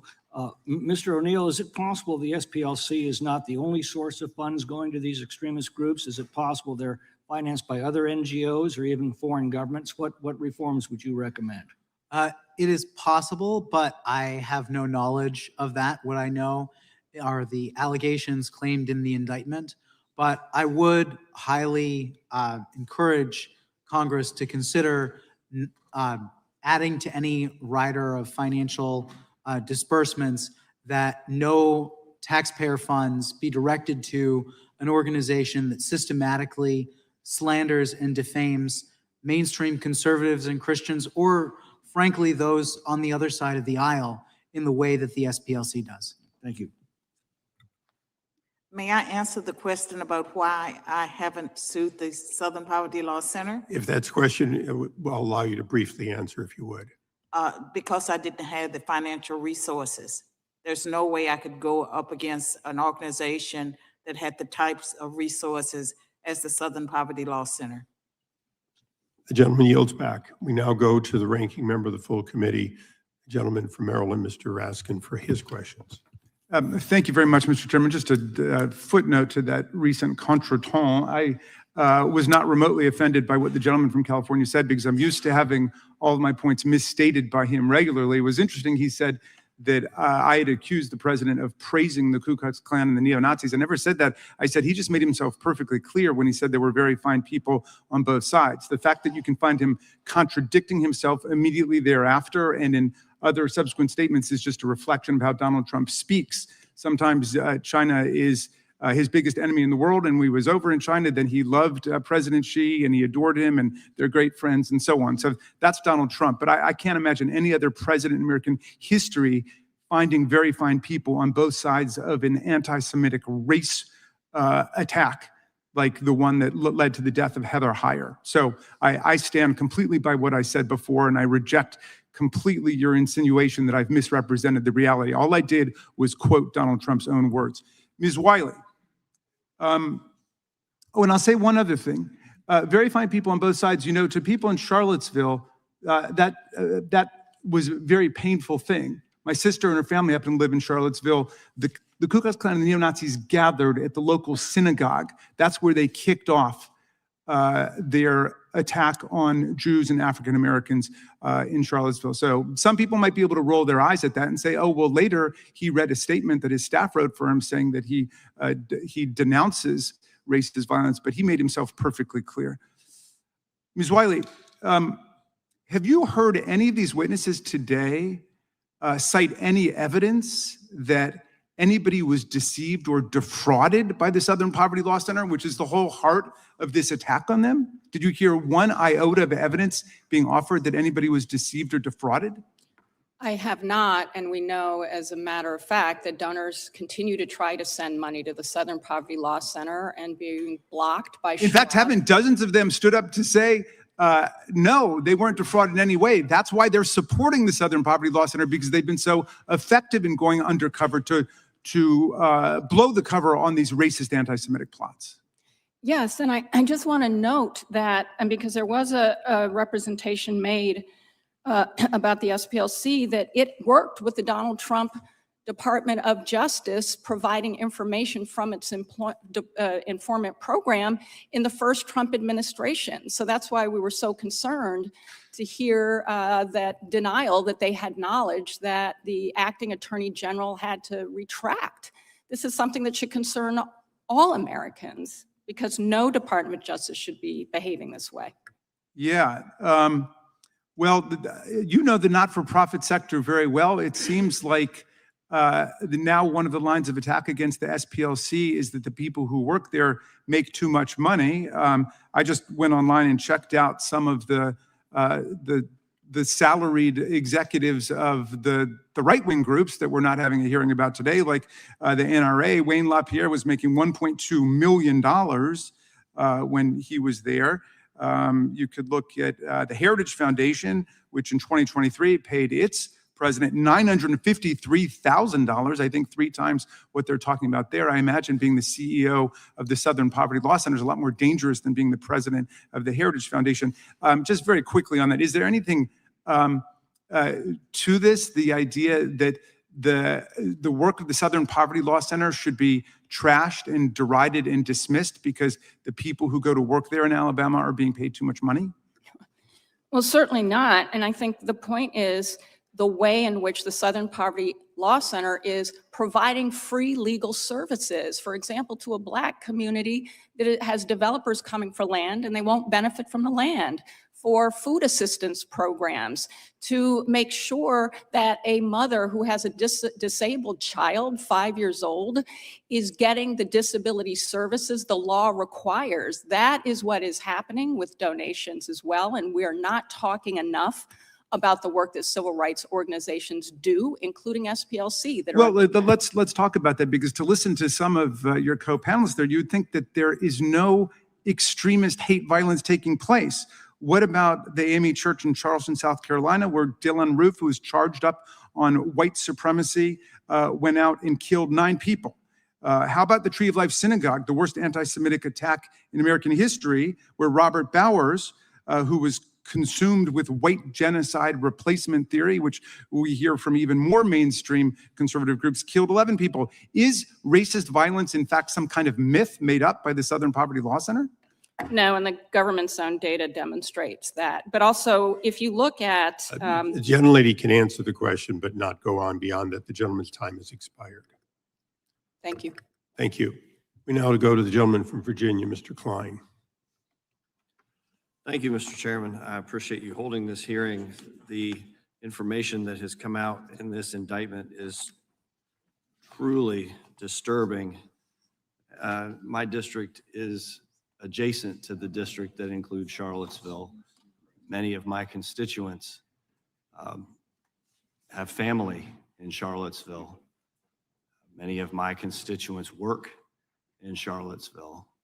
And to see that, let me ask you, Mr. O'Neill, the SPLC explicitly stated that they sought donations under the auspices that donor money would be used to help dismantle violent extremist groups by funding F37, who was a member of the online leadership chat group that planned the 2017 Unite the Right event in Charlottesville and attended the event at the direction of the SPLC. Is that helping to dismantle these organizations? No. I would say the SPLC in subsequent filings did mention 2 cases where they claim information from these informants, these field sources, led to federal prosecutions. So I think that is important context to add. Thank you. I want to continue to inquire about this funding. Given the SPLC's track record of partisanship and its direct link to real-world violence, why did the FBI and DOJ during the Biden and Harris administration maintain a close relationship with the SPLC? Yeah, my understanding is that the SPLC's bias and targeting of mainstream conservative and Christian groups aligned very strongly with the Biden DOJ and the Biden White House's preferences. And that's why in my second book, The Woktopus, I go through all of the ways in which the Biden administration solicited information on the domestic terror threat from the Southern Poverty Law Center, how we have this alignment with demonizing concerned moms and dads that happen consistently. And of course, when the SPLC released the hate map that included chapters of Moms for Liberty for the very first time, putting moms and dads who are concerned about their kids' education on a map with the Klan, they first gave an embargoed copy to their allies at the Civil Rights Division in the DOJ. So the SPLC got special treatment, direct access to high-ranking officials in the Civil Rights Division, early access to FBI hate crime data, and invitations to exclusive events with DOJ leadership during the Biden and Harris administration. Correct. In fact, they had one of their staffers by the name of R.G. Cravens who spoke before DOJ prosecutors. This is the same man who, when the Southern Poverty Law Center put focus on the family on the hate map last year, he defended putting focus on the family on the hate map by saying that it is both false and dangerous for conservative Christians to hold to biblical morality against the claims of the LGBTQ movement. And in October of this year, FBI Director Patel terminated the FBI's relationship with the SPLC. What was the nature of the relationship prior to the termination? You discussed that. Isn't it true that the FBI relied on the SPLC's hate group designation when determining which extremist groups to monitor? Yes, specifically in the notorious memo from the FBI's Richmond office, which was coordinated with other FBI offices. They cited the SPLC's list of radical traditional Catholic hate groups. Interestingly, that's where my anecdote about a convent comes from. And one of those organizations on that list no longer existed and didn't exist at the time. Can you talk a little bit more about that FBI memo related to the Catholics in Richmond? Yes. So this memo was released by whistleblowers. It was not meant to be publicly disseminated. And only after a whistleblower released the memo did the FBI, the national office, publicly come out and say that it didn't meet the FBI's standards. I'd say that's an understatement. It just took the SPLC's list of radical traditional Catholic hate groups verbatim and put it into the FBI's language in the memo. For background, this is a list of radical traditional Catholic groups that is extremely outdated, according to my sources, and that was developed by Heidi Beirich, who now is leading the Global Project Against Hate and Extremism. She's no longer even at the SPLC. It's truly shocking. Thank you for being here. I yield back. Gentleman yields back. The chair now recognizes the gentlelady from California. Thank you, Mr. Chairman. I know there's a talk of the Department of Justice's vindictive prosecutions of SPLC. I just want to remind us all of something else that the Trump DOJ just did. On April 14th this year, exactly a week before it targeted SPLC, DOJ asked a federal court to vacate the convictions of dozens of leaders of the Proud Boys and Oath Keepers. Now, who are the Proud Boys and Oath Keepers? Both are far-right organizations that spout Islamophobic, misogynistic, and white nationalist ideologies, and both happen to be on SPLC's watch list. Both groups and others like them took up arms for Donald Trump and attacked the Capitol on January 6th. I'd like to ask unanimous consent to put into the record two articles about the January 6th rioters and their later crimes. People forget what happened in the weeks before January 6th. In December of 2020, at yet another pro-Trump rally, they rioted in the streets of DC, vandalized historically Black churches, white nationalists supporting Donald Trump, vandalizing African-American places of worship right here in the Capitol. For their crimes leading up to and on January 6th, these individuals, including Enrique Tarrio, Stuart Rhodes, and many others, were convicted of seditious conspiracy and other felonies and sentenced to more than 100 years in prison collectively. Now, Donald Trump unleashed over 1,500 criminals on our streets, some of who have gone on to commit kidnapping, sexual assault, burglary, death threats against elected officials. And now the department is trying to erase their guilt permanently and ensure they cannot be recharged. SPLC has been tracking these groups for years, long before January 6th, and designated them and others like them as hate groups. SPLC has continued to call out these groups for the danger they pose to our communities and our democracy. The label has upset these groups so much that Gavin McInnes, the founder of Proud Boys, who describes himself as a Western chauvinist and said Muslims are stupid, sued the SPLC in 2019 for defamation for designating them as a hate group, and that lawsuit failed. Ms. Wiley, you've described the Proud Boys and Oath Keepers as the foot soldiers of January 6th. In your opinion, is documenting and naming these groups part of the reason why SPLC is now being punished by the Trump administration? Sadly, because of the pattern of behavior and weaponization that we have seen, it's hard not to conclude that, and particularly because of exactly the point you just raised, Representative Lofgren, that we're seeing pardoning of violence and violent insurrection from January 6th. Now, what does it say about this administration that is prosecuting the group that helped end the Klan, but apparently intending to give taxpayer money to violent white nationalists who vandalized Black churches in the Capitol alike through this so-called settlement fund on a lawsuit that was bogus and barred by the statute of limitations? That's what this administration is. Donald Trump rewarding his foot soldiers for assaulting and beating up law enforcement in his name to the tunes of billions of dollars, and punishing their common enemy, the organization that monitors and calls out their crime.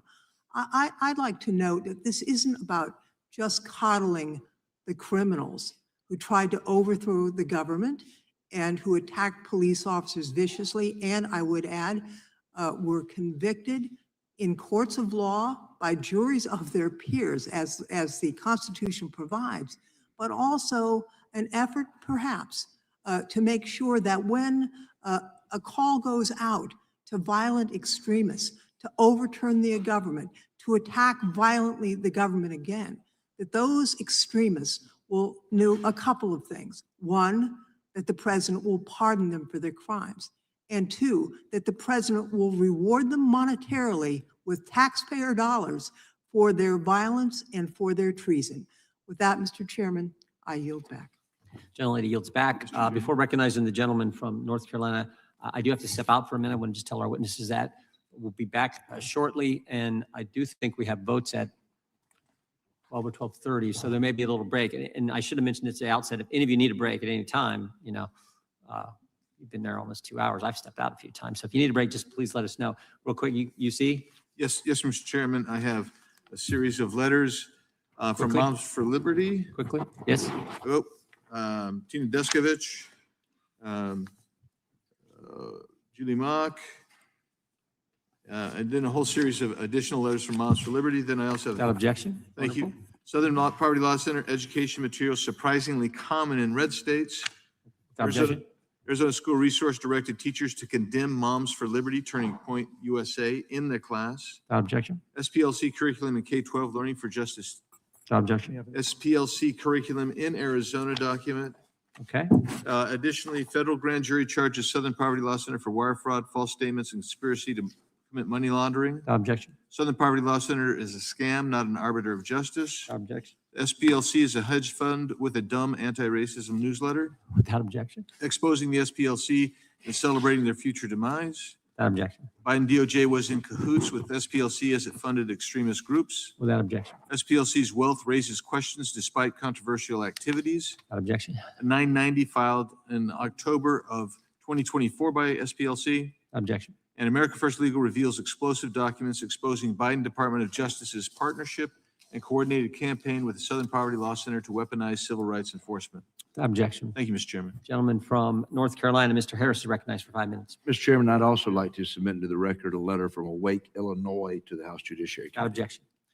Thank you, Mr. Chairman. I'm so grateful for all you witnesses for being here today, and I want to take just a few moments to talk about the shooting that took place at Family Research Council's headquarters in 2012. That obviously hits home for me because I have followed and admired the great work of FRC as both a pastor involved for a number of years and now as a member of Congress.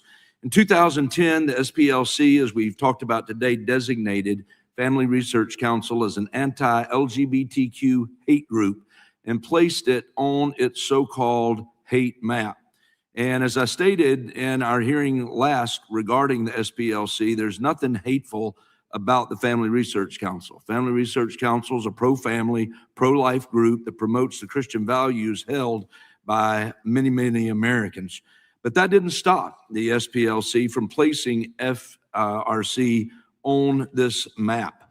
What was clearly a politically motivated designation was intended to harm FRC, and it had dire consequences. We mentioned it today. On August 15, 2012, Floyd Lee Corkins II entered Family Research Council's headquarters in Washington, D.C. and opened fire. It was FRC security guard Leo Johnson who heroically tackled Corkins to the ground and wrestled the gun out of his hand despite being shot in the arm. And thankfully, no one was killed, and Corkins was sent to prison for a period of time.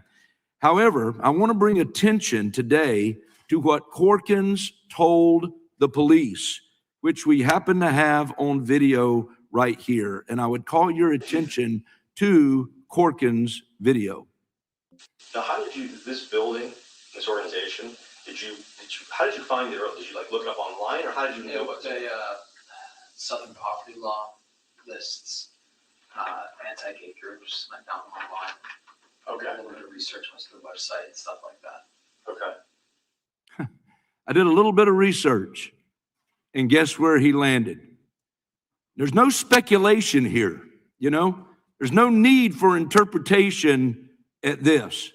The convicted shooter specifically cited SPLC as his source for finding out about Family Research Council. Speaks for itself. Mr. Perkins, what was your immediate reaction when you found out that the shooter learned about FRC through this SPLC hate map? Congressman Harris, I actually anticipated that was the case. In fact, the day after, before the FBI acknowledged it, I stood before dozens of TV cameras on the street in front of FRC and said that FRC may not have pulled the trigger, but they inspired the gunman. I was mocked by the media, but then the testimony, the confession came out. And I asked at that point, SPLC take down Christian groups from this list. They didn't, and the consequences have been in 2017, one of your colleagues, one of my former colleagues, Steve Scalise, was shot. He was targeted by the SPLC. And then, of course, last year, Charlie Kirk, who also was targeted by SPLC, was assassinated. So there is culpability in knowing that this list, this ideological labeling leads to violence. No doubt. And as of yesterday, when I looked up FRC on SPLC's hate map, your organization is still listed despite this attack in 2012. So what impact has this continued designation on has it had on the organization and your staff? Well, fortunately, we were large enough that we could sustain SPLC and their blood money that they've been raising to target conservative groups. It has hurt us. We spent $6 million just to enhance our security. We've had, it's funny, they're crying now that they're getting their own medicine, that Fidelity is not giving money to them. How about the thousands of conservative groups that were denied donor-driven funds because SPLC's labeling? Is there fairness in that? I think not. And I will say, this may seem like a silly question, but following the 2012 attack on your headquarters, did SPLC ever reach out to apologize? No. Well, I think it's disgraceful that FRC has put such a hate map to begin with in place. SPLC does not need to agree with everything that FRC says, does, or stands for. However, their actions of placing this organization on a hate map is clearly an attempt to cripple and socially ostracize a conservative organization, and it cannot be allowed again and again. With that, Mr. Chairman, I yield back. The gentleman yields back. We now go to the gentlelady from Pennsylvania. I see next. Okay. And the gentlelady from Washington. I'm looking and seeing you came back. So we're thrilled to have you with us. The gentlelady is recognized for 5 minutes. Thank you so much, Mr. Chairman. It is really a rich irony that Republicans want to argue that Donald Trump or this DOJ care about stopping hate. And that's why they're going after the Southern Poverty Law Center. Donald Trump just set up an illegal $1.8 billion slush fund of U.S. taxpayer dollars to pardon convicted insurrectionists who are tied to white supremacists from the Proud Boys, the Oath Keepers, Nazi supremacists. Oh, yes, and prohibit any action against his own violations or his family's violations of tax law. You want to argue that Trump's DOJ is trying to stop hate? Give me a break. Trump ran his campaigns and these administrations on stoking fear and racism against communities of color and promoting hate, enacted Muslim bans, kidnapped and disappeared immigrants of all immigration statuses, including U.S. citizens, forced universities to roll back their diversity, equity, inclusion efforts, stripped voting rights from Black and brown voters, disenfranchising women and rural voters with the SAVE Act that he wants to pass. It's all a shameless plan to return America to single party control by a Republican Party who, unable to win on any sort of policy merits, turns to an old racist playbook that restricts the power of Black, brown, and working class voters and goes after any political foes just to hold on to power. That's what's happening. For decades, the Southern Poverty Law Center has sued and won jury verdicts against hate groups who conspire and facilitate violence against Black and brown people. The center secured a verdict against the planners of the 2017 Charlottesville rally, the same rally that drew participants whom Donald Trump called very fine people on both sides. And yes, I know what he said after that to try and defend it, but the entire rally was organized by white nationalists. And even after images and videos revealed that these participants put up their arms in Nazi salutes and violently injured counter-protesters and cheered on the former Grand Wizard of the Ku Klux Klan, he stuck by that. SPLC has been winning. That's why Donald Trump wants to target them. That's the problem. Stephen Miller, angry that SPLC called him out back in 2016 for promoting white nationalism and right-wing extremist ideas, has decided to take revenge with an outrageous indictment that is replete with mistakes of fact and law. It is a complete fabrication that any crime has been committed at all. In the words of one former prosecutor, DOJ falls, quote, egregiously short on alleging a crime. So, Ms. Wiley, the indictment and this entire hearing is premised on the theory that SPLC somehow manufactured hate by paying confidential informants. So I want to set the record straight about these informants. Based on what we know from public reporting, did one of the center's informants produce information that successfully prevented a white supremacist group's planned terrorist attacks against a synagogue and gay bar in Las Vegas? Yes, Atawaffen Division is the name of the extremist group. And I should say that in addition to the work that SPLC did that prevented the violence, in fact, it was in 2019, so it was information it turned on to the Department of Justice during the Trump administration. So the suggestion that somehow SPLC only works with an administration based on the mind by this very important fact. And what the FBI found was that this person had already bought the supplies for the attack on a synagogue and a bar where a lot of LGBTQ people frequented. Thank you. I'm going to go through a series of these, so just a yes or no would be great. Did another informant produce information that led to the arrest of a neo-Nazi individual who sought a national security clearance in Philadelphia Navy Yard? Yes. Did an informant produce information that the center used to tip off the FBI about the 2017 Charlottesville rally? Yes. So the center was using informants to root out hate and help the FBI prosecute that hate, not manufacture hate. Is that correct? Yes. And I want to ask you, the charges are also premised on the idea that donors were misled and they didn't know what the funds were being used for. But the New York Times publicly reported there's no donor that's come forward, as Mr. Raskin said. Based on your experience, is there anything different about how SPLC is operating than any other nonprofit? Not that I'm aware of. Thank you, Ms. Wiley. This seems to be a trumped-up case, literally, just to continue to prosecute people who don't agree. I yield back. The gentlelady yields back. Mr. We Chairman, now go to, I just from UC request. of course. Thank you very much. The first one is The Intercept. We knew they were paying informants. SPLC donors reject Trump DOJ. Without objection.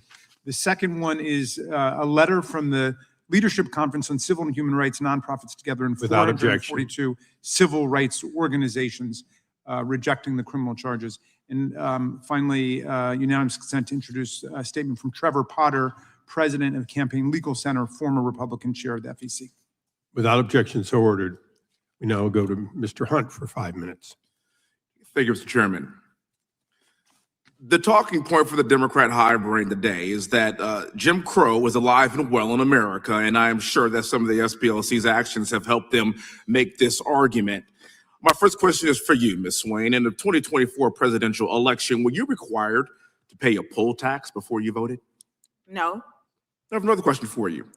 When you went to vote at the voting locations, were you intimidated in any way with baseball bats, fire hoses, or dogs?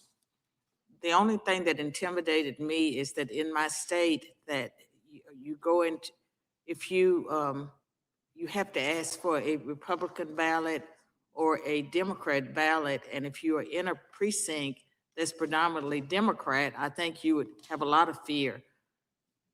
Thank you for answering that question, ma'am. For my Democrat colleagues and everyone on the left screaming Jim Crow 2.0, like I hear ad infinitum, let's take a moment to revisit what actual Jim Crow was. Jim Crow was a time when Black Americans could not sit in classrooms with white Americans.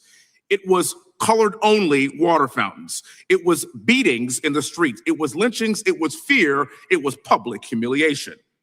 My own father, who grew up in a segregated South in New Orleans, had to walk around to the back of a restaurant just to order a sandwich in the French quarters of New Orleans because of the color of his skin. That was Jim Crow. And that is precisely why it is so offensive to compare that era of legalized discrimination and racial terror to showing a photo ID in a voting booth. And it's just as offensive when groups and organizations like these manufacture faux hate and racial tension. Requiring identification to vote is not oppression. It is not segregation. It is not racism. It is a basic standard that applies equally to every single American citizen, regardless of what you look like. You need an ID to board a plane. You need an ID to cash a check. You need an ID to buy alcohol. You need an ID to enter these very federal buildings. And by the way, attaining an ID in this country is an extremely low bar. But somehow showing an ID to vote in America is now considered to be Jim Crow 2.0. This is not about civil rights. This is about political theater. And the Democrat Party survives on manufacturing grievance. Democrats invoke the pain of the past because they have nothing to offer for the present. They don't want an honest debate. They want emotional manipulation. They want outrage. They want division, as evidenced by our discussion in this very hearing today. They want Americans to fight each other because chaos is politically useful to them. Words like racism and white supremacy and Jim Crow 2.0. For the purposes of elucidating my colleagues on the other side of the aisle, let's take a hard look at what real Jim Crow was. Check out this one behind me. You see, this is Jim Crow.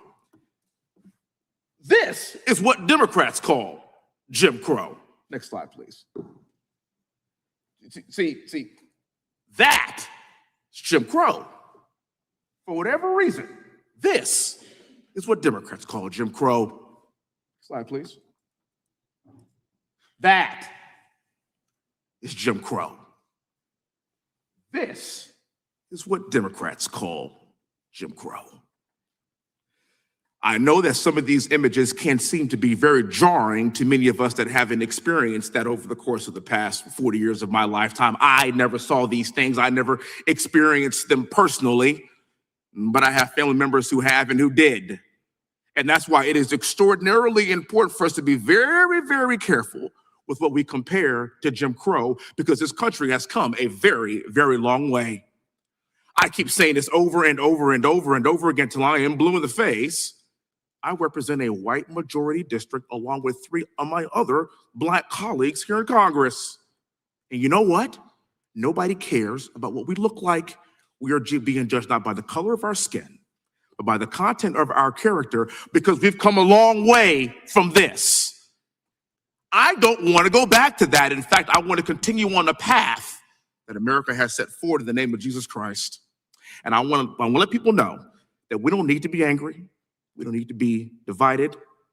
We want equality for everyone. Let me be crystal clear. This is not 1960 anymore. It's 2026. And the fact that groups like these are willing to stroke the flames of hate by funding the KKK is absurd. With that, I yield back the remainder of my time. Thank you for being here. Thank the gentleman. He yields back. We now go to the gentlelady from Pennsylvania, Ms. Scanlon. Thank you, Mr. Chairman. As we heard earlier, in July 1983, the Ku Klux Klan firebombed the Southern Poverty Law Center's offices in Montgomery, Alabama. The Klan carried out its violent attack because the SPLC had stood up against it and has continued to stand up against hate in the following decades, whether it's racial and religious hate, hatred of immigrants, or the LGBTQ community.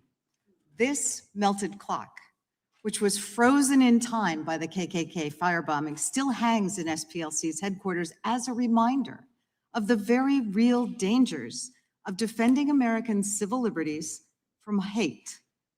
So how grotesque is it, given that history, that the majority has chosen to frame this hearing as an accusation that the Southern Poverty Law Center itself is in the business of manufacturing hate? But with the increasing shamelessness of the Trump administration and its congressional allies, none of us should be surprised that they are desperately trying to manufacture a reason to attack one of the organizations standing up to their assault on American civil rights.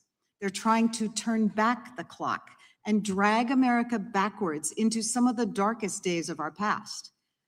What has changed is not the Southern Poverty Law Center, but the way that this administration, with its embrace of white nationalist rhetoric and groups, has decided to rewrite facts and history.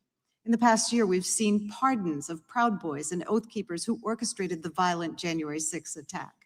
The DOJ hiding from the public government research confirming that right-wing extremism poses the biggest domestic terrorism threat to our nation.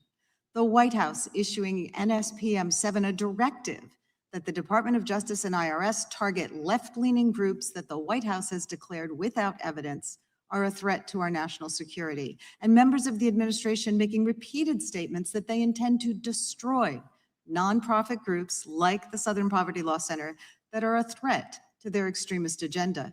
This White House has engaged in a concerted attack on the pillars of civil society that would ordinarily hold it accountable, going after law firms, the courts, legacy media, universities, organized religion, and even the Pope. We can all see a corrupt DOJ leveraging its power to attack the president's perceived enemies and protect his allies, prosecuting those who've tried to hold the administration accountable, stealing taxpayer dollars to create a $1.8 billion slush fund to make payoffs to Trump loyalists who've been convicted of serious crimes, and giving Trump and his family a gold-plated get-out-of-jail-free card with the settlement agreement that the president's lawyer just signed. The Department of Justice's blatantly political prosecution and this committee's attacks against the Southern Poverty Law Center signaled the revival of an old authoritarian playbook to vilify and discredit those working to combat hate and protect people from oppression. And it's part of this administration's whole of government attempt to shut down opposition to its lawless behavior. This administration and its MAGA allies are trying to rewrite facts and history just as they've tried to whitewash the violent January 6th assault on our Capitol and our Constitution. But facts have a way of being sticky. They get in the way of lies. Americans have always sought to bend the arc of history towards justice, to hold those in power accountable, and to spur our country towards a more inclusive and perfect union. And we're not going to stop now. We are not going to allow extremists and charlatans to turn back the clock and take our civil rights and repression and put them asunder with hate. So, Ms. Wiley, the DOJ's indictment targets SPLC itself rather than individuals. Is the administration's goal to take out the organization, and why?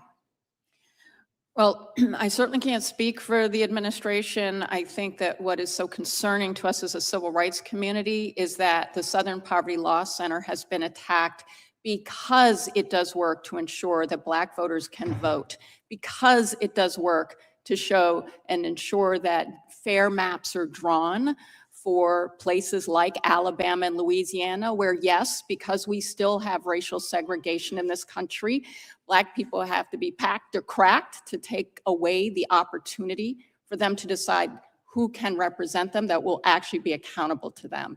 These are incredibly important for civil rights, but it's also incredibly important for people's ability to have voice and power, including to dissent and disagree with the policies of this administration. Do you think that The SPLC gentlelady's time might has have been expired. targeted because it published emails by Stephen Miller that were expressing white nationalist sentiments? The gentlelady may answer briefly. Possibly, yes. Thank you. I yield back. Thank you. I now recognize myself. Ms. Wiley, would you agree with the statement that Charlie Kirk was a dangerous extremist? I can't answer the question that way. I can certainly say that No. statements that I am aware of that Mr. Kirk made were ones that I would consider to be dangerous. And would those be the ones that he took directly from the Bible repeatedly? I'm referring to the ones that he made about Black women and Black communities, the stereotyping that stereotyped whole group of people. So you would put him on a list of dangerous people that should, as the Southern Poverty Center did. I don't designate groups. I'm just. Well, you've had answering your opinions on question. everything the Democrats asked for. I just thought you might have an opinion on that. I shared my opinion about some of the things I heard he said, yes. Okay. Would you agree that a group could be good, have a great mission, do a lot of good things, but also commit crimes? Well, I mean, anything is possible. I think Well, what we're no, talking about it's- today is a that was kind of a specific yes or no, but, organization. It's a specific organization we're talking about, though, which is Southern Poverty Law Center. And I So think your, the your, point your, is- your opinion is they can't commit crimes because they do good? My opinion is that we see a prosecution where we know that the Southern Poverty Law Center offered evidence and is asking for accountability about whether that exculpatory evidence was shown to a grand jury. That should concern all Americans. Okay, Mr. O'Neill, I'll ask you essentially the same question. Would you say that Southern Poverty Law Center does some good work, at least historically? Yes. And having looked at the evidence, would you say that it appears to be overwhelmingly evidence of criminal activity? I would direct audiences to page 10 of the indictment, where there's a direct quote from an employee saying, "I certify that I am the sole owner of the above named proprietorship." This is a statement to a bank in December of 2016. And then the statement from then Chief Executive Officer of the SPLC, Margaret Wong, who said that the accounts below listed were open for the benefit of the Southern Poverty Law Center operations and operated under the center's authority. Okay, so what you have is actual evidence of bank fraud.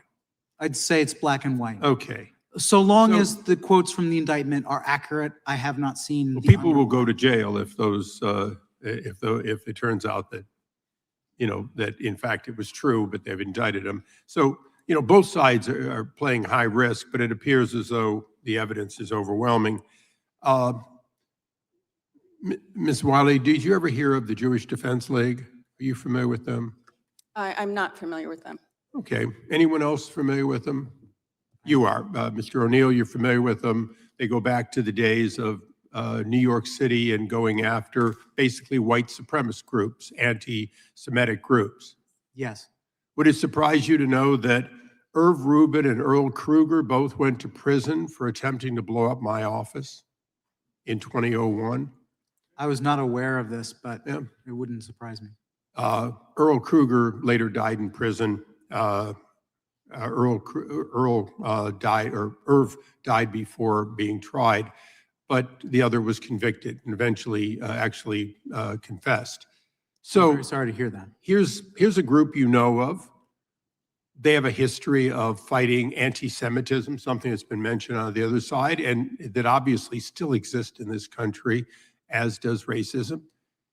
So you can be a good group, and yet you can have criminal activity, an activity that flies in the face of what you say you stand for. Yes. Ms. Wiley, I asked you that question for a reason.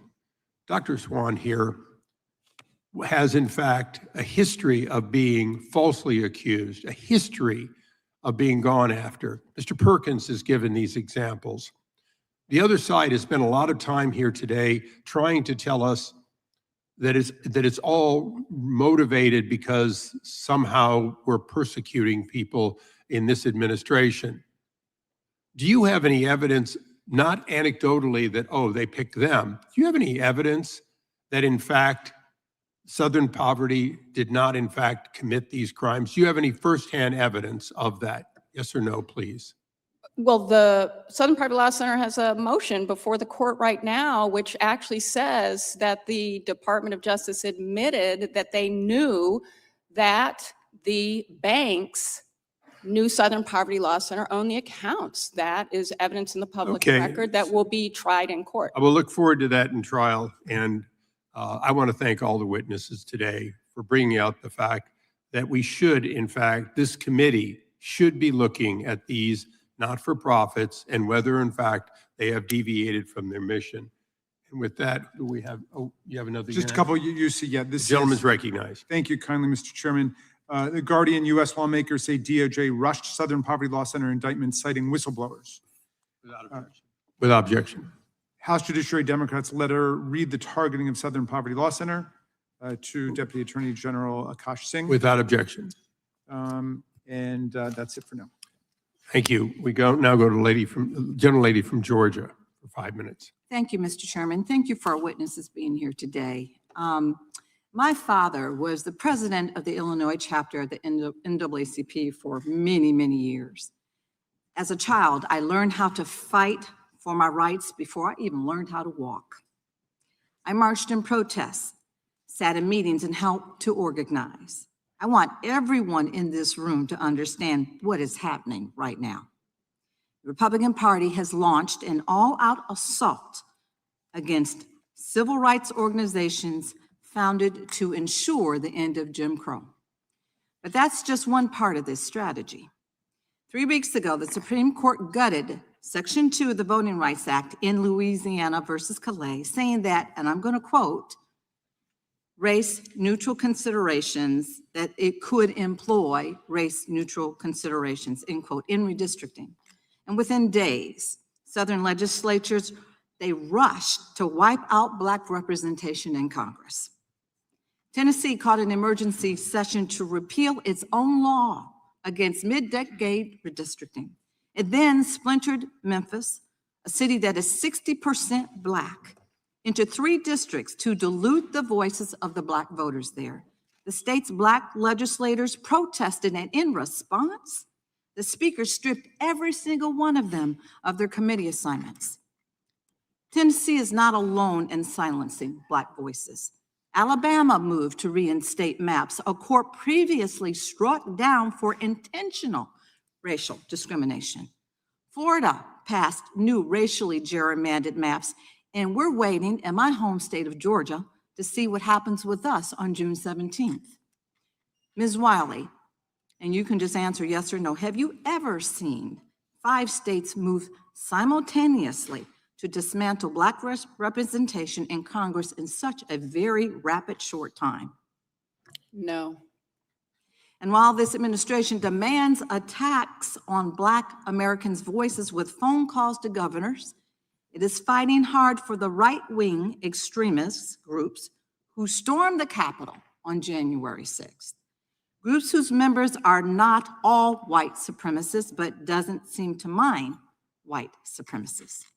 Trump's DOJ has given $1.8 billion of a slush fund taken from taxpayers to pay off the 1,600 right-wing rioters who tried to steal the election for him. That's $1 million for each rioter, with $100 million left over. Ms. Wiley, what message does this send to the country that this administration is prosecuting the organization that takes down white supremacists while stealing taxpayer money to give to white supremacists? I wish I had a word, and I don't have a word for that, except to say that the American public should be outraged. Southern states are tripping over themselves to eliminate Black representation in Congress. The president is doling out reparations to white supremacists, and DOJ has indicted the Southern Poverty Law Center, an organization built to defend the rights of Americans, on charges so flimsy that it would make Bull Connor and George Wallace blush. Americans deserve a voice in our democracy, representation of their interests, and should not have to fight for their basic civil rights again and again and again. Race should not be a factor. This is an attempt to roll back the progress made through the civil rights movement and strip Black Americans of their voice in public life, using the same tactics as Southern segregationist states following the death of Reconstruction for the very same goal. I am a child of the civil rights movement. We have seen this before. If we needed a reminder or a wake-up call that Jim Crow is alive and evolved, these legislatures made sure that we got the notice. Ms. Wiley, would you like to expand on any previous questions or statements that you weren't able to complete? I just want to remind us that the federal agencies, FBI, DEA, AFT, spent over $548 million on informants for a reason, because they thought it was going to help them keep people safe. We're talking about this attack on SPLC at a time when we are facing an administration that cut funds to prevent gun violence, that cut funds to track where and how we might have violent white supremacist neo-Nazi attacks, that cut funds that was going to support public safety, all at a time when we've seen a White House directing Department of Justice about who it wants to prosecute. And as someone who used to work for the Department of Justice, that is unheard of. Thank you, and I yield. Gentleman yields back. The gentleman from Wisconsin is recognized. Yeah, just a couple of comments lead off. First of all, I'd like to thank Congressman Hunt for his pictures up here, showing what it was like in the days in which the Democrat Party just rode roughshod over the South. I'd like to point out that the criticisms of Stephen Miller, to this day, are because the role he took in exposing the Duke lacrosse player hoax, in which 3 people almost were sent to prison for life. And Steve had the braveness to stand up to the politically correct. And eventually those 3 people were found innocent after going through absolute hell. I also want to point out a book by Christopher Rufo called America's Culture Revolution, How the Radical Left Conquered Everything. And in that book, he clearly describes how a goal of the hardcore left, and I think some members of this committee are members of the hardcore left, the degree to which they try to racialize everything. Not just racialize Black Americans, but Hispanic, Asian Americans, everything. That their ultimate goal is the end of the United States as we have it break down. And it should be mandatory reading. And I think when you talk about Joe Biden screaming about white supremacy all the time, I think a lot of us must wonder what in the world is he talking about. But what he's talking about is he's trying to divide America on racial lines, which is really just a horrible thing. And finally, I don't have time to look into it. I know if you Google Ann Coulter and Proud Boys, and Ann Coulter is a many times New York Times bestseller, you may get a different version of the narrative we'd had today on the Proud Boys. Okay, now we're going to start off with Mr. O'Neill. Given the SPLC's long documented pattern of partisan activism, financial misconduct, and by the way, the financial misconduct by itself is enough that nobody should ever be citing them for anything, and its recent federal indictment for secretly funneling millions of dollars to individuals tied to extremist groups, how do you explain the continued willingness of major press outlets to cite the SPLC as an authoritative source? And by the way, I think 12 years ago, 13 years ago, any reasonably well educated American would have known the SPLC was just a disgusting made-up group. But I would think that any newspaper, magazine, online magazine that cites them should be considered totally discredited, anybody who's done it the last 12 years. But how do you, Mr. O'Neill, explain why so-called major press outlets, at one time prestigious outlets, still cite SPLC as an authoritative source? I think it's because the SPLC positions itself as a weapon of the left by demonizing the sorts of conservatives that many in the mainstream left want to render irrelevant, and therefore it is a weapon, a reputational weapon against people who are inconvenient for the left's narrative. Yep. Go ahead, Mr. Perkins. Well, they leverage their relationship with government to be able to do that with the media. And then they leverage the relationship with the government with the corporations. And that's how they were able to get the corporations to debank and de-platform conservatives, because of that relationship. I go back to the illustration of the hub. They're at the center of it, but they're not alone. Right. Yes. I would also say that they leverage their relationship with universities, especially law schools, because a lot of their the law students will go and intern with the Southern Poverty Law Center. Okay. Very good. It just still bugs me that they go after Stephen Miller for finding those 3 lacrosse guys innocent. Doesn't just bug you, and you know that's what it's all about. We'll go to Tony Perkins. Your organization's falsely been labeled a hate group. I mean, to me, you're about the most wholesome organization in the country by SPLC for holding mainstream pro-life, pro-family positions. Man, they hate those pro-lifers. Given that this designation was cited by the perpetrator of the 2012 attack, how do you assess the responsibility of these sort of organizations? Well, again, we warned them to take down that label, and we've had subsequent attacks on people who have been labeled by them, including the latest Charlie Kirk, who was assassinated. There is culpability here. And I think that we need to look at going back to that government leverage that they've been using. They should never have a relationship with a government entity again. Right. They just hate Christianity, don't they? Just hate it. Dr. Swain, do you want to comment on that? Would you like to comment? Time. Oh, I'm sorry. Time of the gentleman has expired. The chair now recognizes the gentlelady from Carolina, North Carolina. Thank you so much, Mr. Chairman.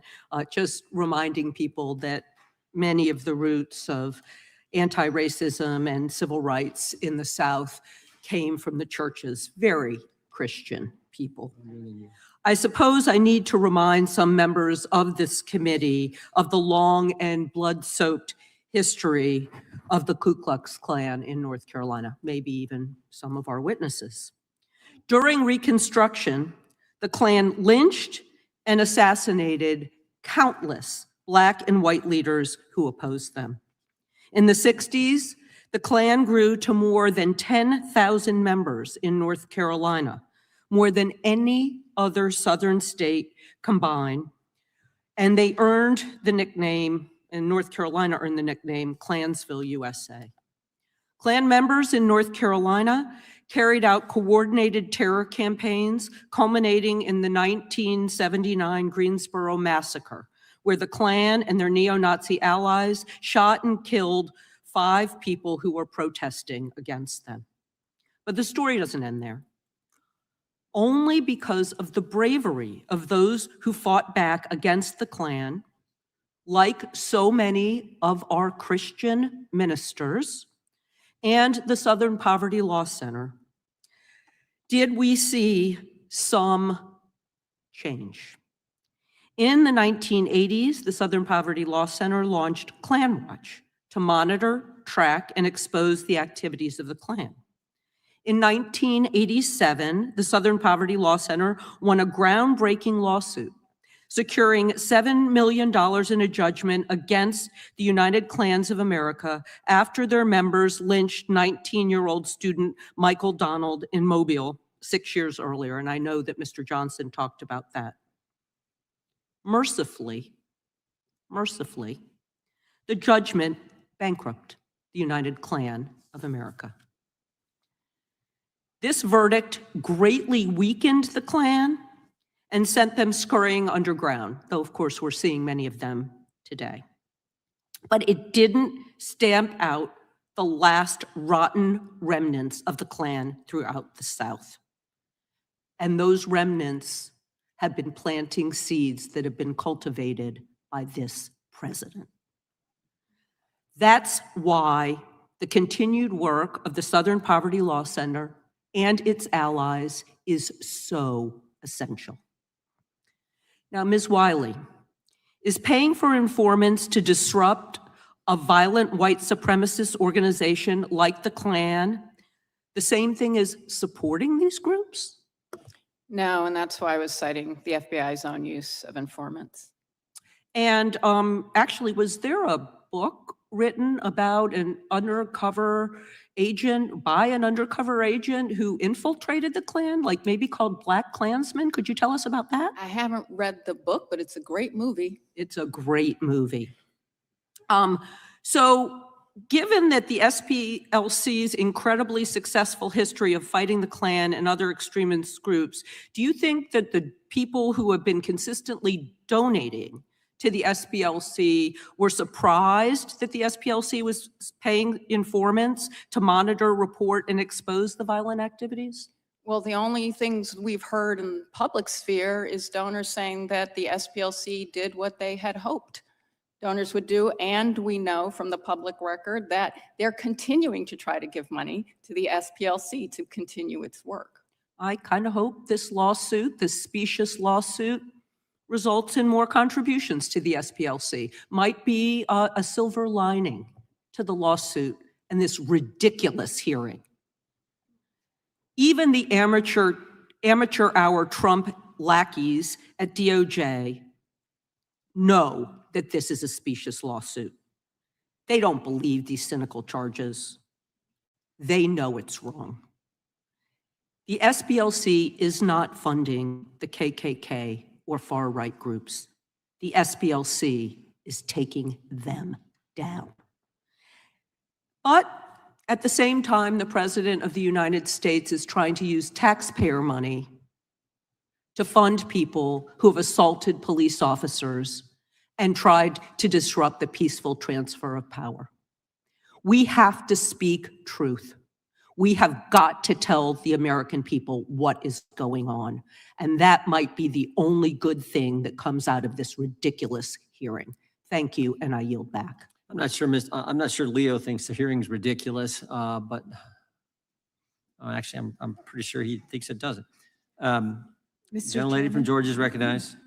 Thank you so much, Mr. Chair. I have unanimous consent request. I request unanimous consent to enter into the record an article from April 15, 2026, titled Justice Department Moves to Toss Seditious Conspiracy Convictions of Oath Keepers and Proud Boys.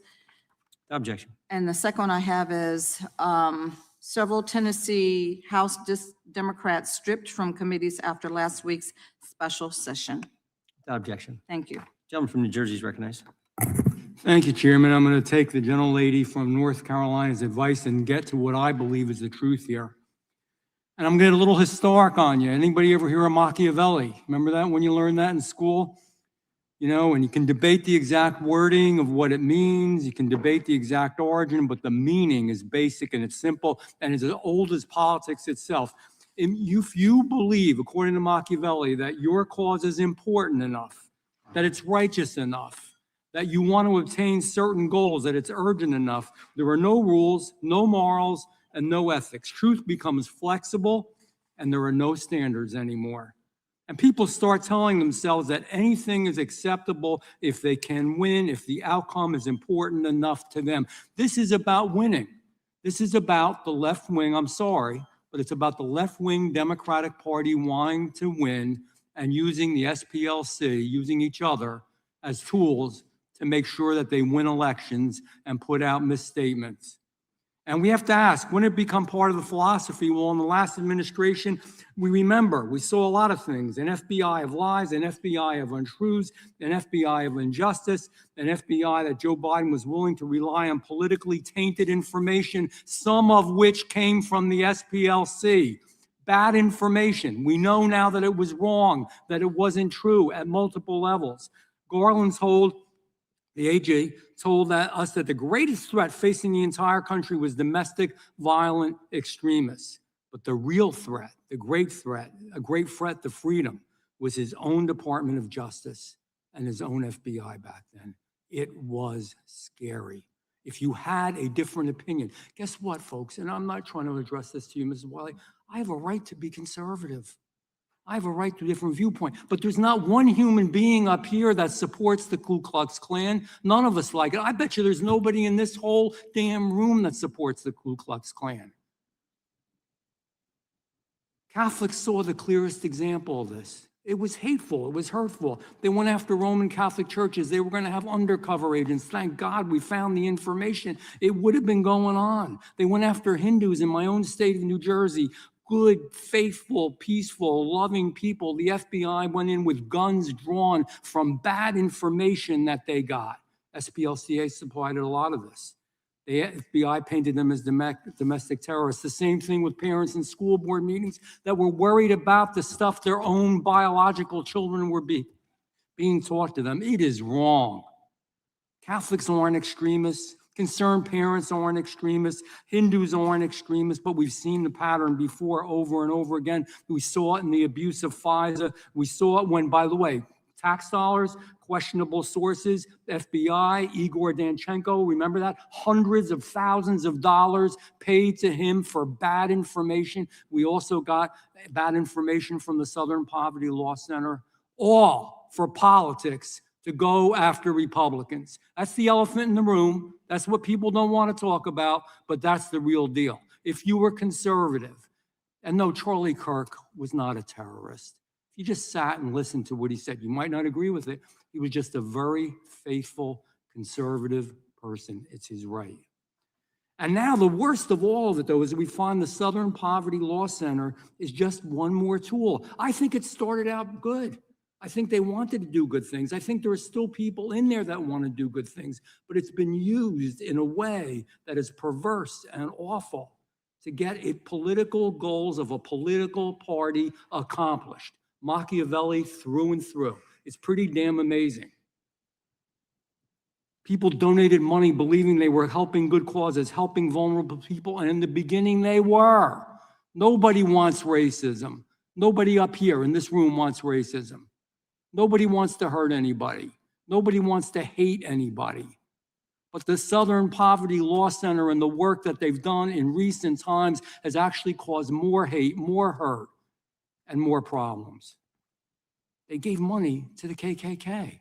I don't give a how you approach it, what you say about it, it's a bad thing.